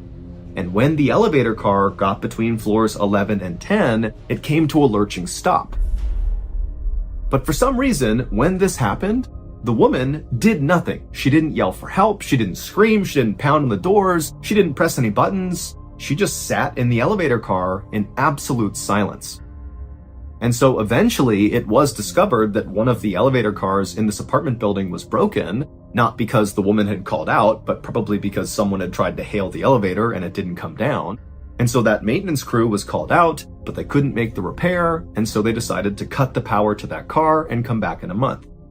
Now, this elevator crew had no idea there was anybody inside the elevator car because, again, this woman who was trapped in there was totally silent throughout their attempts to try to fix the car. And so after these workers cut the power to this elevator car and left, this woman was doomed. This woman just sat in silence in this elevator car with no food and no water for several days until she died of dehydration, which is one of the most agonizing and slow ways to go. Now, at some point, this woman did attempt to free herself because there were scratch marks inside the elevator indicating that she had tried to claw her way out, and her hands were totally mutilated, suggesting she really had been clawing pretty hard, but that was the only time she tried to save herself. Otherwise, she just sat there and eventually died. In 1944, a doctor covered a deceased patient's body with a sheet and then wheeled their stretcher out into the hallway. The morgue at the Oregon State Hospital was already full, so the doctor planned to put this body in the chapel. But when he pushed open the chapel doors, there were already so many stretchers with dead patients with sheets on them inside that there was no room for this patient. The doctor closed the chapel's heavy wooden doors and just stood there, his mind racing. More than 400 patients had fallen violently ill in the past 12 hours, and dozens had died. The doctor had no idea what the cause was, and if he couldn't figure it out, he knew more bodies would be joining the ones already lining the inside of the chapel.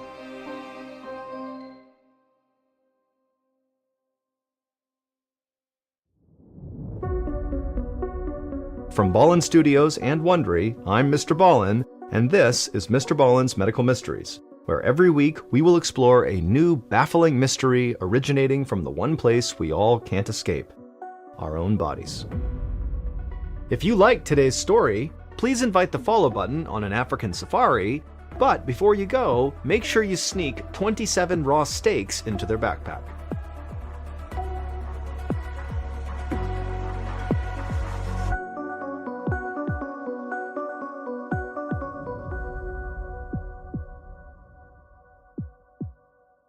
This week's story is called Blood Feast. It was late in the afternoon on November 18th, 1942. A cook named Mickey McKillop opened the lid of a giant metal vat, then asked his volunteer sous chef, 27-year-old George Nosen, to carry it over to an industrial oven. Mickey and George were starting to prepare dinner for almost 500 patients across 5 wards at the Oregon State Hospital, a public mental facility for psychiatric patients.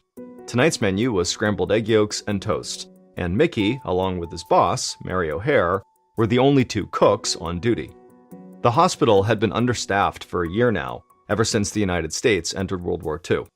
Many members of the nursing staff had left to volunteer for the war effort.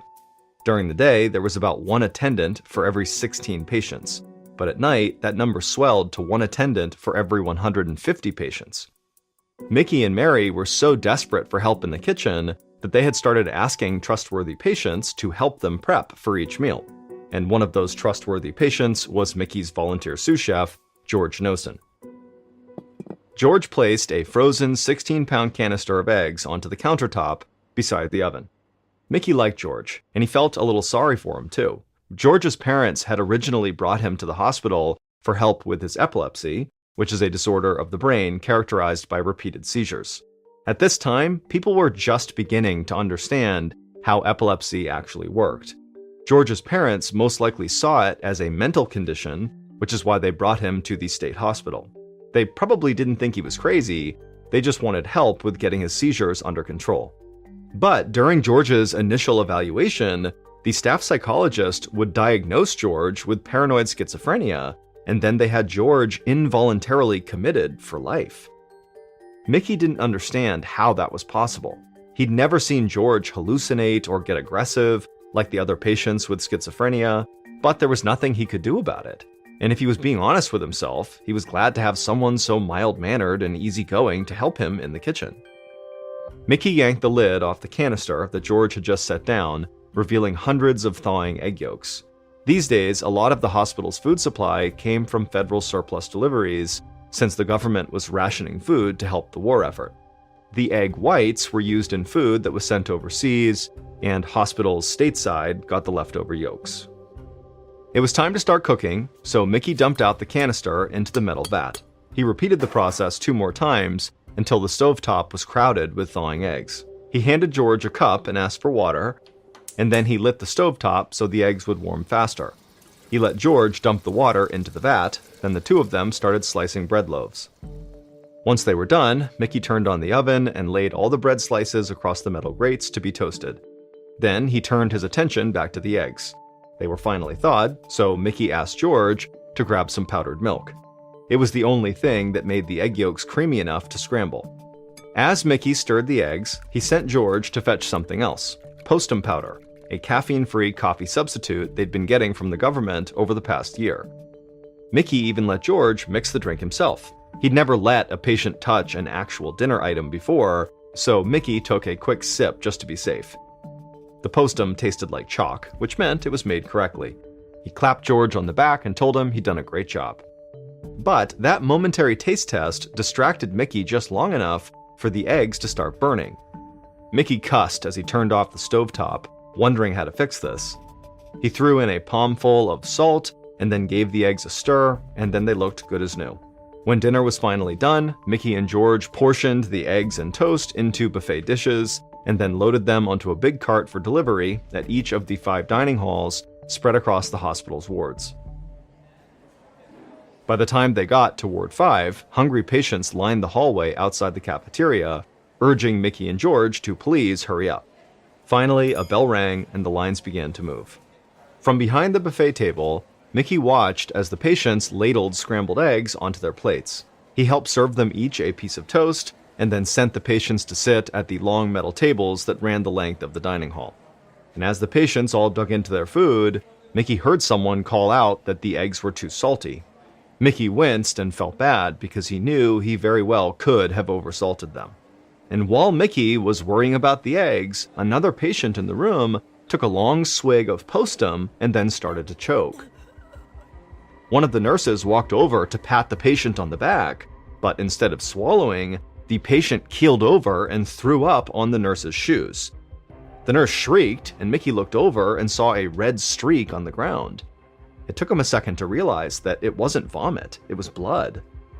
The patient then fell backwards onto the floor, and those around him began to scream. The nurse bent over and tried to steady the man, who was now having a seizure on the floor. Mickey ran over to help her, but before he could make it, another patient sent a spray of red blood shooting across the table. Mickey shouted for everyone to stop eating. But his warning came too late. More patients began throwing up blood. Others collapsed onto the floor, writhing in pain. Mickey didn't know what to do, so he just tried to catch patients as they fell. One nurse ran into the hallway and sounded an alarm. Mickey stooped over a patient who was clawing at his own face, saying he couldn't feel it. His lips were swollen and blue. He tried to help the man return to his seat, but the man collapsed back down to the floor and started saying that his legs were paralyzed. Mickey was totally horrified and his hands trembled with fear, and he had no idea what could cause this terrible reaction people were having. Dr. William Lidbeck had just finished dinner when his phone rang at his home on the hospital grounds. When he picked it up, all he heard on the other end was screaming and shouting. Then a panic-stricken nurse got on the line and begged him to run up to the hospital. Patients across 4 of the 5 wards were collapsing, they were vomiting blood, and now losing feeling in their faces and limbs. Dr. Lidbeck dropped his fork, ran out his front door, and tore across the lawn, heading for the side entrance of the main hospital building, 100 yards from his cottage. With every step, the screaming he could hear grew louder. It sounded like every patient inside of the building was in agony.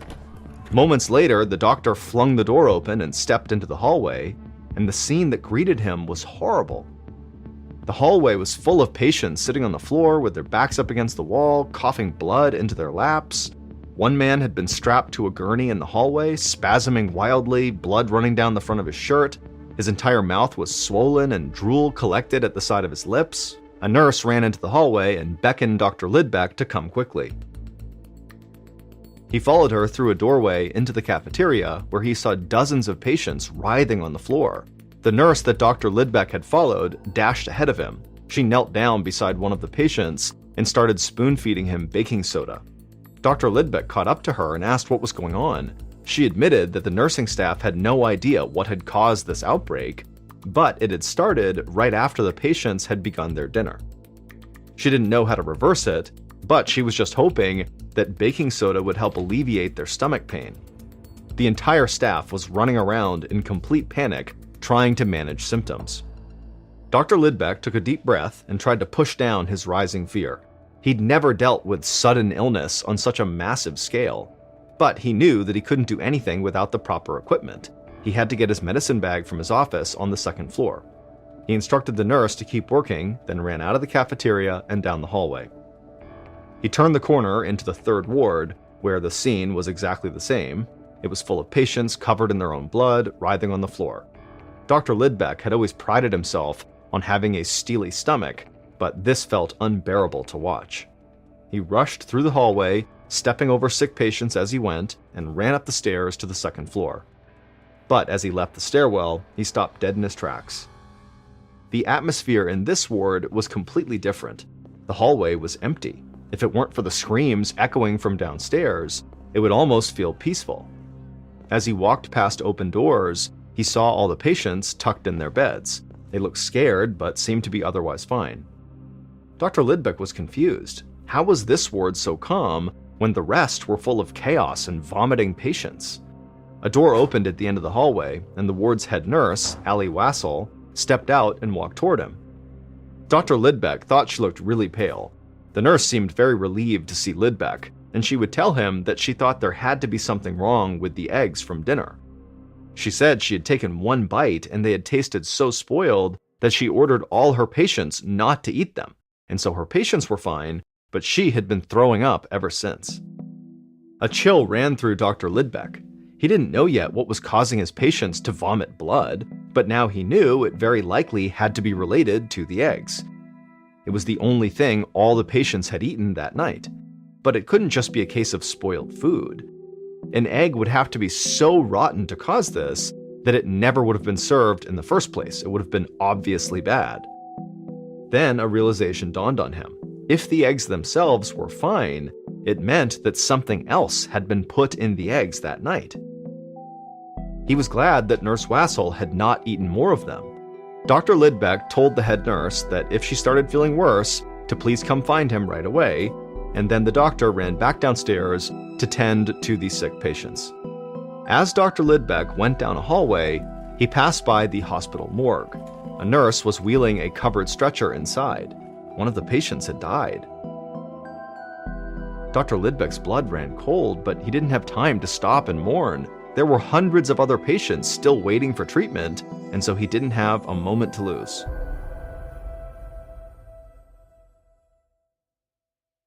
Hey, it's MrBallen. For the first time, my show, Medical Mysteries, has joined forces with Redacted for a special episode. A redacted medical mystery uncovers how routine surgery leads to classified government operations. Listen now on the Medical Mysteries or Redacted feeds, or search A Redacted Medical Mystery wherever you get your podcasts.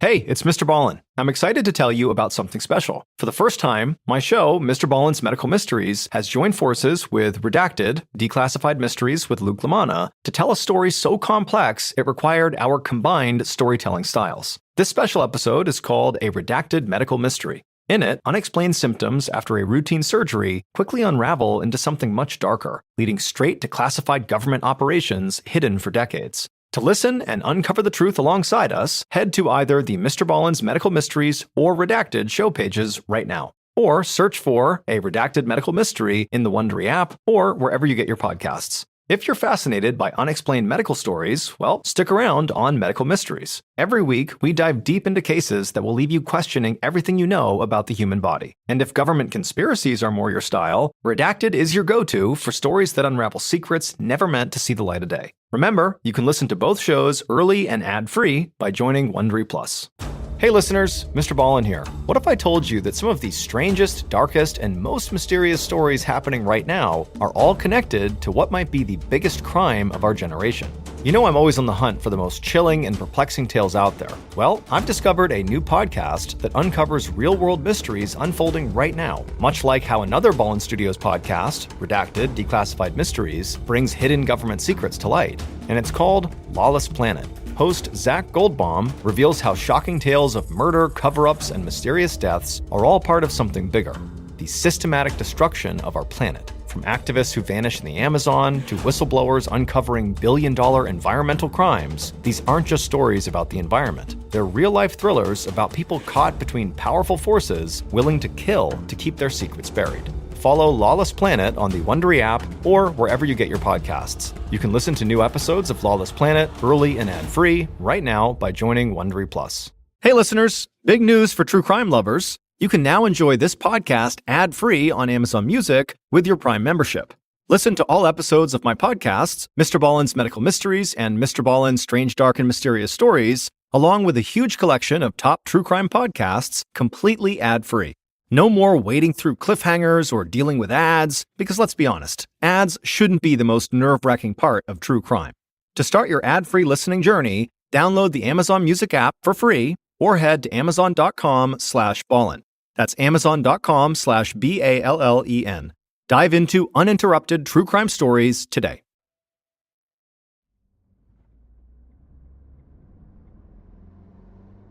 About 16 hours later, in the late morning of November 19th, Oregon Governor Charles Sprague raced along the highway in his car. An hour earlier, Sprague had heard about last night's outbreak at the state hospital. Now he was on the way to the state capitol, where an emergency State Board of Control meeting would soon commence. From the moment the United States had entered the war, Sprague feared a morning like this. He was worried that the outbreak at the hospital was caused by sabotage, that the country's enemies had deliberately tampered with these eggs. He knew that the Oregon State Hospital received food rations from the government. The frozen eggs had been part of a shipment to the hospital 6 months ago. But those eggs had been separated from a much larger batch. It was entirely possible that someone had poisoned that larger supply, which was then sent around to various institutions throughout the country. Sprague worried that if someone had tampered with the egg supply, anywhere that had received eggs from that batch would suffer a similar attack. Sprague shuddered at the thought of a spy for the Axis powers poisoning innocent Americans. The Food and Drug Administration had already ordered all institutions that received these eggs to immediately stop using them. Sprague's driver stopped the car outside the front steps of the Capitol building. Once Sprague got out, he was greeted by an aide who walked with him up the stairs. The aide had just received word from the hospital. As of 10:30 that morning, 47 patients had died, and their bodies were still lining the hospital hallways, and another 350 patients were violently ill. As governor, Sprague needed to make sure that investigators had the resources necessary to investigate the egg tampering and find out who was behind it. He told the aide that he'd be a few minutes late to the meeting, then headed for his office to call the chief of police in Salem, Oregon, where the state hospital was located. Later that afternoon, the superintendent of the hospital, Dr. John Evans, stood in front of a cage of rats in a laboratory. He was holding a plateful of scrambled eggs. Earlier that morning, a coroner had requested permission to perform autopsies on the patients who had died. Dr. Evans allowed him to take 6 of the dead, hoping the autopsy results could tell him what had happened. A few hours after the coroner had taken the bodies, Dr. Evans received a toxicology report that confirmed his worst fear. The patients had been poisoned. However, nobody knew yet what they were poisoned with or how. The coroner was still running tests.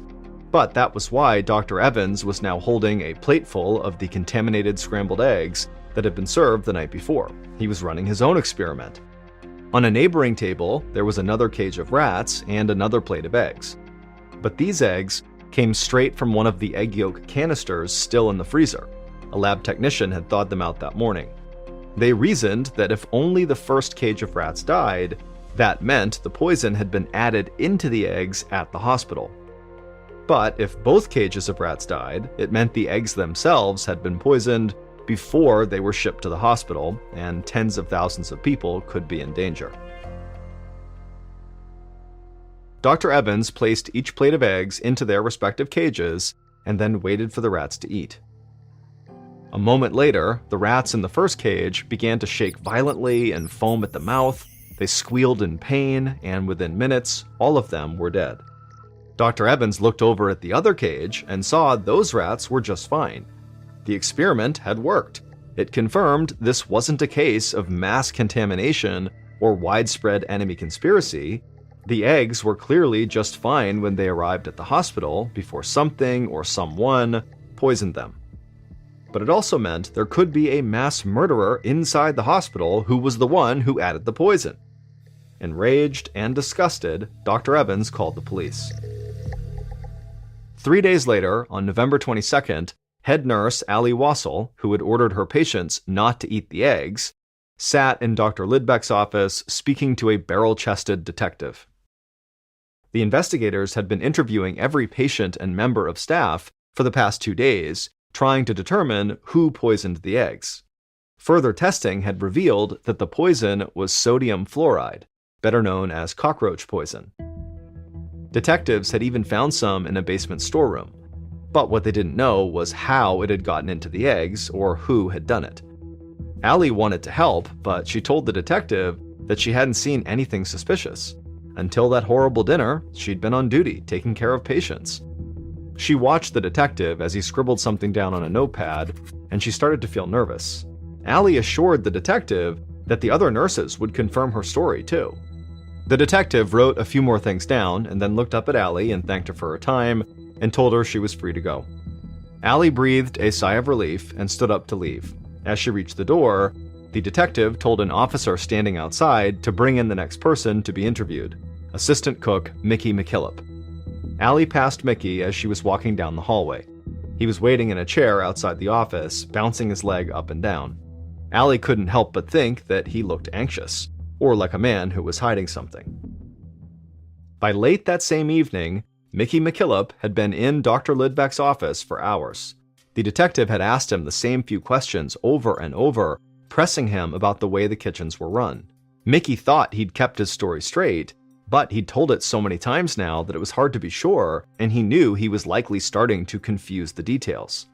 All Mickey wanted to do was sleep. He had a migraine that was making it hard to focus, but every time he closed his eyes, the detective would shake him awake. And so Mickey was feeling like he would do just about anything to make this interview end. It was obvious the police were suspicious of him, and Mickey knew they would not give up until he, Mickey, told the police what they needed to know. So Mickey decided it was time to come clean. Mickey sat up in the stiff wooden chair, and while avoiding eye contact with the detective, Mickey would admit that he did know more than he had told them. Mickey said that he could tell them exactly who had poisoned the eggs. In fact, he had watched it happen, and worst of all, he had not done a thing to stop it.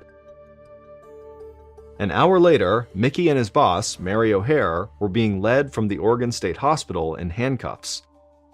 A police officer read the charges. Mickey was charged with manslaughter, Mary was charged with accessory after the fact. Then the officer loaded them into a police van. Mickey took one last look at the hospital and caught a glimpse of a few patients staring out the windows, terrified looks on their faces. One of the faces he recognized was George Nosen, the psychiatric patient who volunteered in the kitchen. Mickey shook his head. He knew that what he had just told the detectives would change George's life forever. When Mickey the cook finally told the truth to detectives, he began by telling them about the terrible evening the sickness broke out. While the nursing staff was running around treating all these patients who were vomiting up blood, Mickey saw George Nosen cowering in the hallway, and suddenly Mickey had a terrible thought. He grabbed George and asked him to retrace his steps from that afternoon. Mickey and George mimed preparing the eggs, getting the frozen yolks, lighting the stove, getting some water to help warm them. Then Mickey followed George down the kitchen steps in search of the powdered milk that made the eggs creamy. At the bottom of the steps, there were 2 storeroom doors. Instinctively, Mickey leaned toward the storeroom on the left, which held dry goods, but George led him to the storeroom on the right, which held fruits and vegetables. Mickey felt an icy chill run through him. He watched George turn the key and open the right door. George pointed to a large, unmarked tin canister sitting on the ground inside. It was open and filled with white powder. A scoop was sticking out of the powder like it had just been used. Mickey's stomach dropped, but he tried to look unbothered. He thanked George and sent him to his room. Then he ran back upstairs and grabbed his boss, Mary, and showed her the canister George had just pointed out. Mary went white as a sheet. It was against the rules for Mickey to have given keys to a patient. Mary told Mickey that she did understand why he'd done it. They were so understaffed, he'd been desperate for help. But if anyone found out, they were both done for, and so they agreed to keep it a secret. Mary had kept her promise and said nothing, but Mickey eventually broke and told the story to the detective in Dr. Lidbeck's office. Once the detective got Mickey's confession, they knew who had poisoned the eggs at the Oregon State Hospital and how they had done it. That fateful night, George had taken the keys to the storeroom and headed down to the basement. But he went into the wrong storeroom. He went into the right door, and he brought back a heaping scoop of white powder that he believed was powdered milk, but it wasn't. He then poured that white powder into a vat of scrambled eggs, and in doing so, George had accidentally poisoned his fellow patients with sodium fluoride, aka cockroach poison. To this day, nobody knows why the poison was kept in that storeroom with the fruits and vegetables. In adults, a lethal dosage of sodium fluoride is just 5 to 10 grams, which is a bit more than what you'd find in a sugar packet. Well, George had accidentally spiked the eggs with 5 pounds of poison. In the end, the charges against Mickey the cook and his boss Mary were dismissed. The hospital was held liable since the real culprit was gross understaffing. The only person who suffered any real consequences for the mistake was George, who was unable to leave Oregon State Hospital for another 41 years. George was never the same after that night. He couldn't forgive himself for what he'd done, even if it was just a tragic mistake. The patients who remembered the outbreak bullied him relentlessly for decades.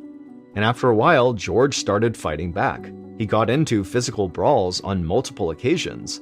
And then, in 1983, he got into a big altercation with an older inmate, and during it, George was severely injured and died as a result. Today's story is called The Carancas Curse. It was a chilly morning on September 15th, 2007. A sheep farmer named Gregorio Yaruri sat on his porch, sipping a mug of coffee and looking at the distant mountain peaks that surrounded his hometown of Carancas, a small village in southern Peru. It was silent except for the sheep bleating in the pasture. Then Gregorio heard a low sound, like a hum. At first, the noise was faint, and it sounded like it was coming from miles away. Then the hum grew louder, and the coffee in his mug started to vibrate. A moment later, pebbles on the ground surrounding his porch began to shake as the hum turned into a roar. Alarmed, Gregorio set down his mug and leaped down into the yard. He looked around, trying to figure out if the noise was human-made or maybe an earthquake. He covered his ears as the hum roared to a deafening scream. Then he spotted something small and orange streaking through the sky. An instant later, a sonic boom whipped across the valley, shattering a window in Gregorio's house.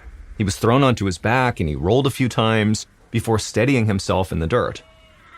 Noises began to erupt all across the plain. Gregorio could hear dogs howling and shouts coming from some of the neighboring farms. Gregorio was bracing himself for something else to happen, but the sky above him was bright blue again. So he stood up, feeling totally shell-shocked, as he brushed the dust from his pants. He scanned the horizon for some clue as to what had caused this explosion. In the distance, he could see a plume of thick black smoke rising 100 feet into the air. At first, Gregorio was filled with dread. Then, a sense of determination swelled up inside of him. He needed to know what had just fallen from the sky. He ran for the bicycle he kept leaning up against the side of his house. He brushed the glass shards from his broken window off the seat, and then he hopped on and he set his feet on the pedals and took off towards the tower of smoke.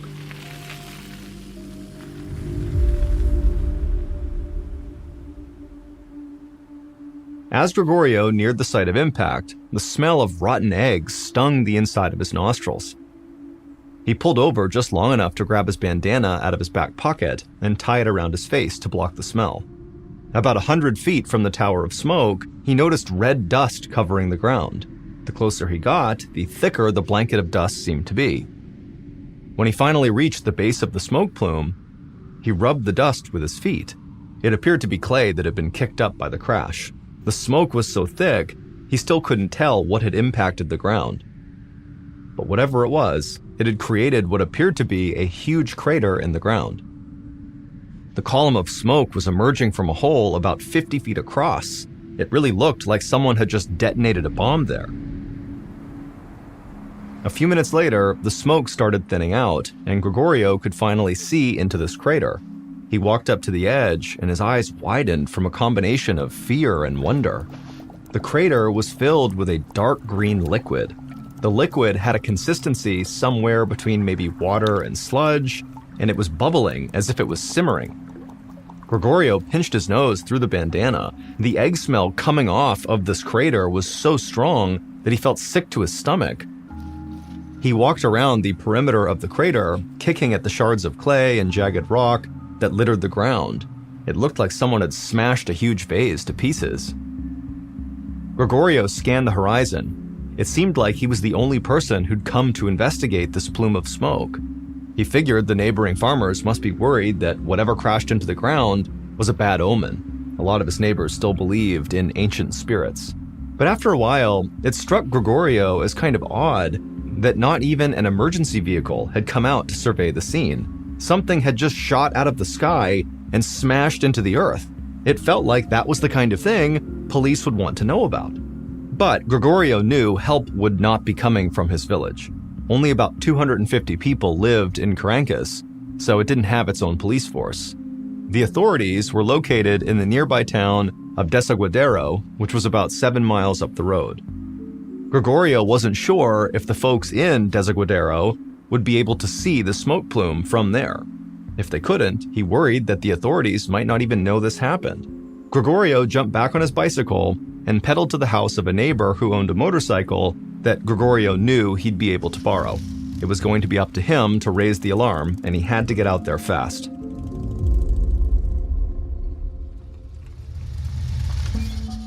About 20 minutes later, Gregorio parked his borrowed motorcycle in front of the police station in Desaguadero and then walked inside. He was greeted by a tired-looking receptionist with the phone pressed to her ear. It seemed like she'd been talking to people for hours. 3 deputies were talking loudly about an airstrike. It took a minute for Gregorio to realize what was going on. The police did know about this explosion. One of them had seen the orange streak in the sky, but they thought that Caracas had actually been struck by a missile. Gregorio waved down one of the officers and explained he had seen a crater filled with this green ooze that smelled terrible. The officer disappeared into a back room for a moment, and then he returned with the chief of police. They asked if Gregorio could lead them to the crash site. Gregorio agreed. Soon, he was back on his neighbor's motorcycle, leading police cars along the 7-mile road back to the Caracas countryside. As the crash site came into view, Gregorio could see people moving around the rim of the crater. As he drew even closer, he realized that dozens of villagers from Caracas had come to see what had caused the smoke. He guessed that when the black plume of smoke had dissipated, the neighbors figured it was now safe to come take a look. Gregorio pulled over his motorcycle about 20 yards from the crater and dismounted. The police cars fanned out around him.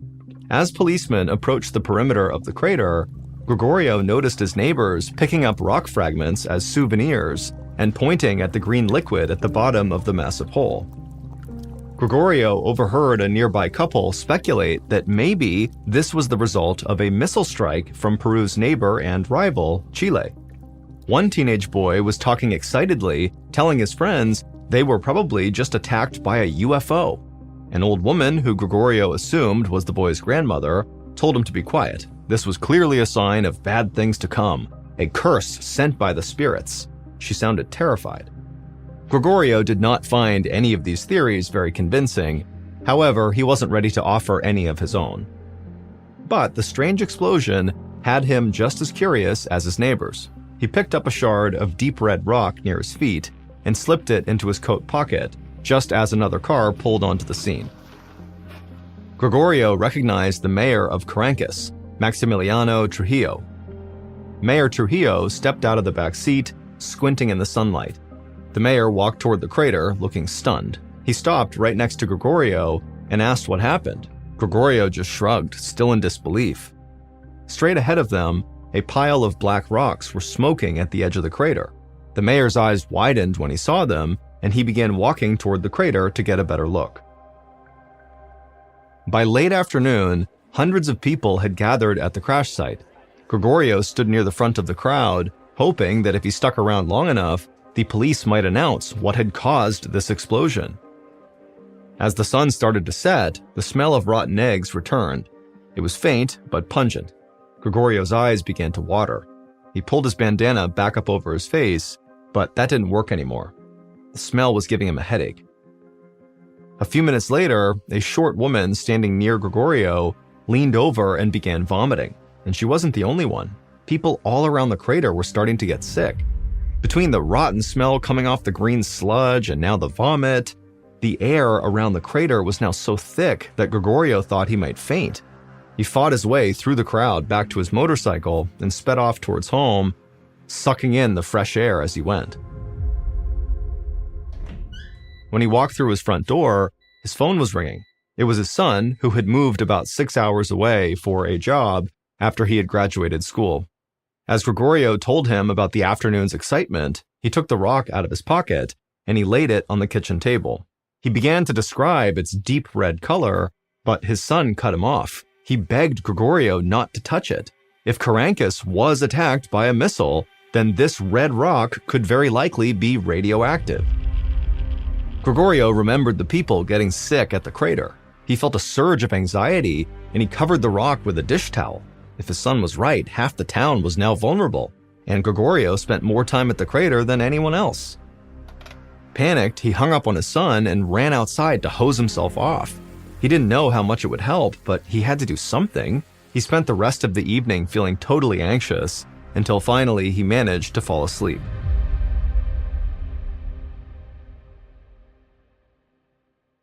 The next morning, Gregorio woke up with the sun as usual. He still felt a bit queasy, but no worse than the night before. He breathed a big sigh of relief, because he figured that radiation poisoning would have made him feel a lot sicker by now, and so probably he was in the clear. As the sunrise turned the sky a vivid pink, Gregorio walked out of his house towards the sheep pen. He grabbed tufts of hay and dried grass and scattered them on the ground, and the sheep came running over to graze. Gregorio watched until one of the sheep picked its head up and ambled away. Then he noticed something unusual. There were dark splotches on the hay right where the sheep's head had been. It took Gregorio a moment to realize what he was looking at. He walked over and grabbed the sheep that had ambled off, and he lifted its head up, and blood was trickling out of its nose. Then he looked at the ground. Another splotch of blood stained the hay beneath his feet. As he walked the length of the pen, he found drops of blood spattered all over the ground. Gregorio rushed inside and called his vet, expecting to leave a voicemail since it was still early, but to his surprise, the vet actually picked up. He sounded wide awake, like he'd already been up for hours. He said that he'd been getting calls all morning. Livestock across Caracas were getting sick. The vet promised to make Gregorio's farm his next stop. Gregorio thanked him and hung up. He had no idea what kind of sickness had emerged from that crater, but it seemed like it could be deadly. A few days after the crash, Mayor Trujillo walked between rooms at a health clinic. Every exam table had been turned into a makeshift hospital bed. More than 200 people who visited the crash site had flooded the hospital in Desaguadero. They were all sick with migraine headaches, and they were vomiting. The hospital got so overwhelmed with patients, they diverted people to smaller health clinics throughout the city, which were now acting as satellite operations. Mayor Trujillo had called the Red Cross to help administer care in these satellite clinics, but now even the clinics were completely full. The smell inside the packed clinic was terrible. People were retching and crying. To the mayor, it felt like he was walking through a war zone. Thankfully, he'd received confirmation that morning from the authorities in Lima, the capital of Peru, that Caracas had not been attacked by a missile. In fact, scientists said that the crater had been caused by a meteorite. Mayor Trujillo was relieved that they were not under attack, but a mystery remained. Nobody knew why people were now getting sick. Meteorites had never been known to have that kind of effect. Specialists were flying out from Lima to investigate further. Mayor Trujillo moved through the crowd of patients in the waiting room, trying his best to reassure them. He stopped by a Red Cross doctor who was tending to a small elderly woman on a folding chair. The mayor greeted the old woman and then thanked the doctor for traveling all this way to Desaguadero.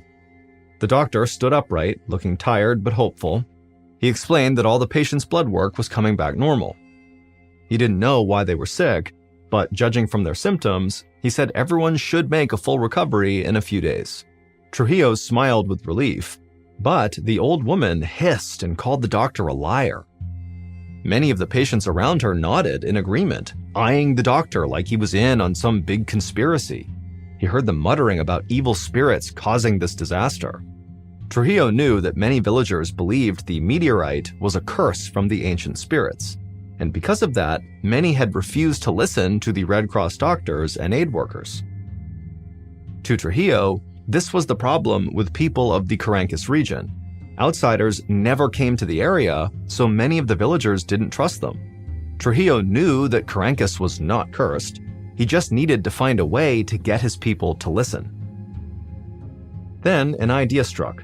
Maybe he could get them to believe the science with the help of someone who could appease the spirits. Trujillo left the health clinic, climbed into his car, and drove the 7 miles to Caracas. The small village, nestled in the shadows of snow-capped mountains, was eerily quiet and deserted. As the mayor slowly drove through the narrow and winding streets, he could see people peering out their windows. Normally, they'd come outside to wave hello, but now it seemed like they were terrified of leaving their homes. A few minutes later, Trujillo pulled up to a small adobe house with a thatched roof. It belonged to the local shaman, a man the mayor had long respected for his wisdom. Everybody in town trusted the shaman, and Trujillo hoped he could bring some calm to the community. Trujillo stepped out of his car, and he was pleased to see that the shaman came out of his house to greet him. Trujillo explained the situation to the shaman, And the shaman nodded thoughtfully, and he agreed that the meteorite was not a curse, although it had disrupted balance in the land. And so he said he was happy to do his part to restore the natural order of things. Trujillo smiled and shook the shaman's hand. He promised he'd be in touch soon, and then Mayor Trujillo headed back to his car. With the shaman's help, he was sure he could get the townspeople to listen to him and restore order in the town. Meanwhile, thousands of miles away in Montreal, Canada, a professor named Peter Schultz was standing in line at a coffee shop scrolling through the news app on his phone. He taught Earth Environmental and Planetary Sciences at Brown University in Rhode Island, but he was in Montreal for a conference on craters made by meteorites and other space objects. He was fascinated by the articles about the meteorite strike in southern Peru, and not just because he found meteorites in general interesting. This one stuck out because it made no sense. The reports said that Carancas was struck by a chondrite meteorite, the most common type of meteorite, but also the most fragile. A chondrite meteorite is a type of rock that comes from asteroids. They're made up of small grains of minerals that have not been melted or changed much since they formed billions of years ago. Chondrites are so porous that they crack and burn up in Earth's atmosphere before they can hit the ground. To Peter, it seemed impossible that one of these chondrite meteorites could hit the Earth with enough force to create this massive crater. Stranger still, he had read that more than 200 people who visited the crash site had ended up in the hospital. Meteorites should not be making people sick.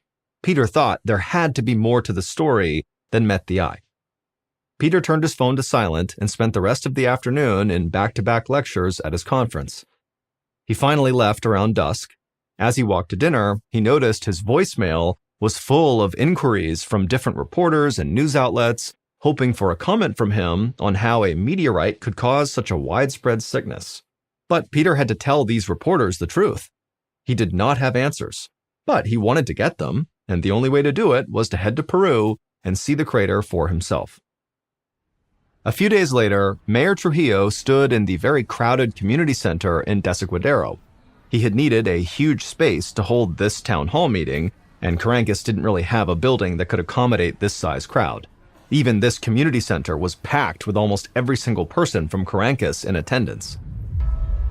The mayor shivered, but not because he was cold. He knew that the government scientists had discovered something that would have a profound impact on everyone in this area, and not just for those who had gotten sick at the crater. As Trujillo stood there waiting, he spotted Gregorio Ururi sitting in the back. He was grateful to him for his role in alerting the authorities, and was happy to see that Gregorio looked healthy. In fact, most of the locals who'd gotten sick were starting to feel better. But Trujillo knew if they didn't listen to the scientists, then things could get worse again. Trujillo had invited 2 guests to this meeting. One was the local shaman, and the other was a geologist named Luisa Macedo. She was one of the scientists flown in by the government. The mayor made his way to the front of the crowd and called for silence. He had to choose his words carefully to avoid panicking those who believed that Carancas was actually cursed. He cleared his throat and announced that, yes, something had fallen from the sky, but it had been a meteorite from outer space.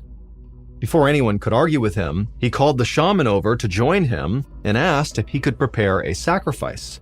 It needed to be something that would appease the spirits in case they were the ones who sent the meteorite crashing to Earth. The shaman nodded. He told the crowd that they had rightfully sensed that the meteorite had unbalanced the land, but he reassured them that the correct sacrifice would help appease any unhappy spirits. He promised he would sacrifice a llama fetus at the crater as soon as possible, which should be enough to restore harmony to the area. Several of the older women present smiled, but Mayor Trujillo was still tense. Now came the hard part, getting them to accept the scientists' findings without panicking. He introduced Luisa, the government geologist. The hall erupted in whispers. Trujillo told the villagers to calm down, that Luisa was from southern Peru just like they were. That's why he'd asked her to speak. Everyone seemed to accept this, since a regional scientist seemed a little more trustworthy. The crowd settled down a bit, and then Luisa smiled and she held up a large cardboard chart she'd made showing data on the local water table. Trujillo held his breath, worried she was making things more complicated. Instead, the crowd pushed in to get a better look at what she had. Luisa explained that she and her team weren't totally sure what was making so many people and livestock sick, but they had a strong theory. The day that she and her team had arrived in town, they'd gone to the crash site and collected samples from different parts of the area. They also tested the groundwater at the bottom of the crater. Mayor Trujillo saw Luisa hesitate for a moment and then continue. She said that her team found that the water contained dangerous levels of arsenic, a deadly poison. The crowd erupted in murmurs of alarm.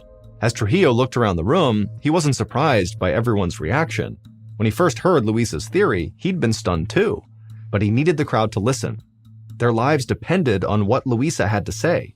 Trujillo raised his hands and called for order, and after a few seconds, the townspeople did quiet down, and he told them to continue to listen to Luisa. Luisa nodded and then explained that when the meteorite hit Caracas, the shockwave caused the groundwater to heat up and vaporize. This caused the air to fill with a fine mist of arsenic vapor. Everyone who had gone to see the crater got sick because they had inhaled that vapor. After hearing what she had to say, the crowd became agitated again and started shouting questions. Mayor Trujillo saw Gregorio in the back trying to be heard, and so Trujillo demanded everyone be quiet, and he pointed at Gregorio and asked him to speak. Gregorio, the sheep farmer, stood up and politely asked Luisa if that meant their drinking water was contaminated too. Luisa stayed silent for a moment. Trujillo could tell she was carefully thinking about what to say next. Finally, she nodded and said that although they did need to do more testing, it was very likely. In fact, most likely, their water supply had been contaminated for years, making the people less healthy and more vulnerable to deadly diseases like cancer, heart disease, and diabetes. And so until they knew for sure, Luisa advised the crowd to just drink bottled water. Gregorio was alarmed by what he heard, but he thanked her and sat down. Everyone else seemed totally stunned into silence by Luisa's explanation. First the meteor hit, making people sick. Now they learned their water was contaminated all along. Trujillo knew it was frightening, but at least they knew what they were dealing with. After answering more questions, Luisa wrapped up her remarks and walked off the stage. But as she headed toward him, Mayor Trujillo noticed that the scientist looked anxious. He pulled her aside and asked if everything was okay. Luisa shook her head and told him that something still didn't make sense. She was confident that the sickness had been caused by arsenic gas from the meteorite impact, but she had not actually proven that. No scientists had detected arsenic in the air around the crater.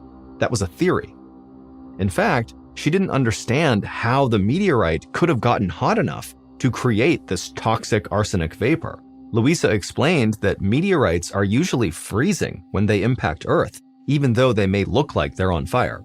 That's because space is extremely cold, with an average temperature of negative 454 degrees Fahrenheit.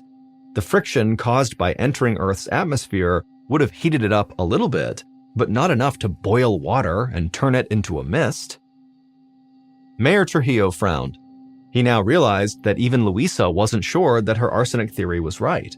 And if she was wrong, then something else had made his people sick. Trujillo was troubled. But he had a more immediate challenge, making sure the local drinking water was safe. It was up to the scientists to figure out whether arsenic vapor or something else had caused the mass sickness. Until they figured it out, Trujillo knew he would not sleep well.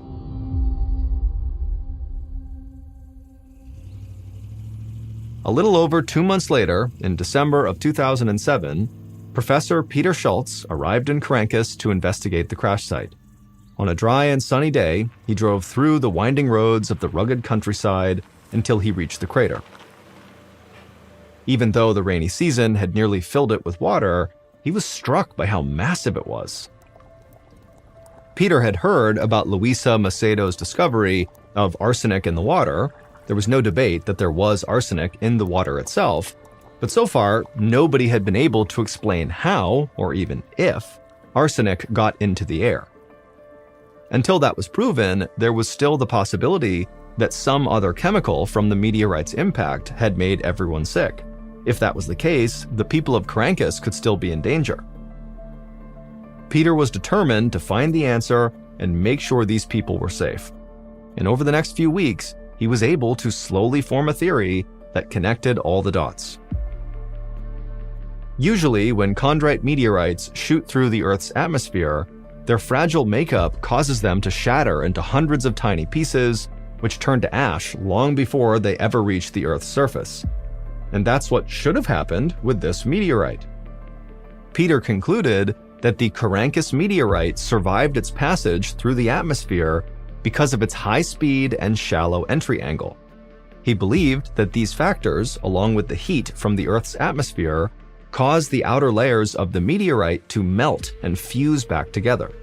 That made it dense enough to make it through the atmosphere, where it became superheated and unleashed the arsenic vapor once it hit the ground. All this meant that the people of Caracas were safe. It was the meteorite and not some other unidentified danger that heated up the arsenic-laced water and turned it into vapor. Thankfully, the damage caused by the meteorite's impact was not permanent. All the people who'd gotten sick, including Gregorio Yaruri, made a full recovery, and so did all the animals. Thanks to the research of Luisa Macedo and the other scientists, arsenic was detected in the drinking water, and nonprofit organizations have installed measures to make it safer. Even though the water is cleaner and the arsenic gas is long gone, the people of Caracas will always remember when, in a way, they were attacked by a UFO. Our next story is called Rabbit Hole. On January 1st, 2015, a family in South Yorkshire, England, gathered at a restaurant for their annual New Year's Day lunch. But one member of this family who said they would be attending didn't show up. It was 50-year-old Stephen Winfrey, who was an unemployed, divorced father of two, who in recent years had become quite depressed. When they reached out to him on his phone and he didn't pick up, the family pretty quickly started to worry that something could have happened to him, that, perhaps he did something to harm himself given his mental state. But his sister, Nadine, who was at this lunch, she reassured the rest of the family that she had spoken to Stephen the night before, and he was in great spirits and had told her that his plan was to go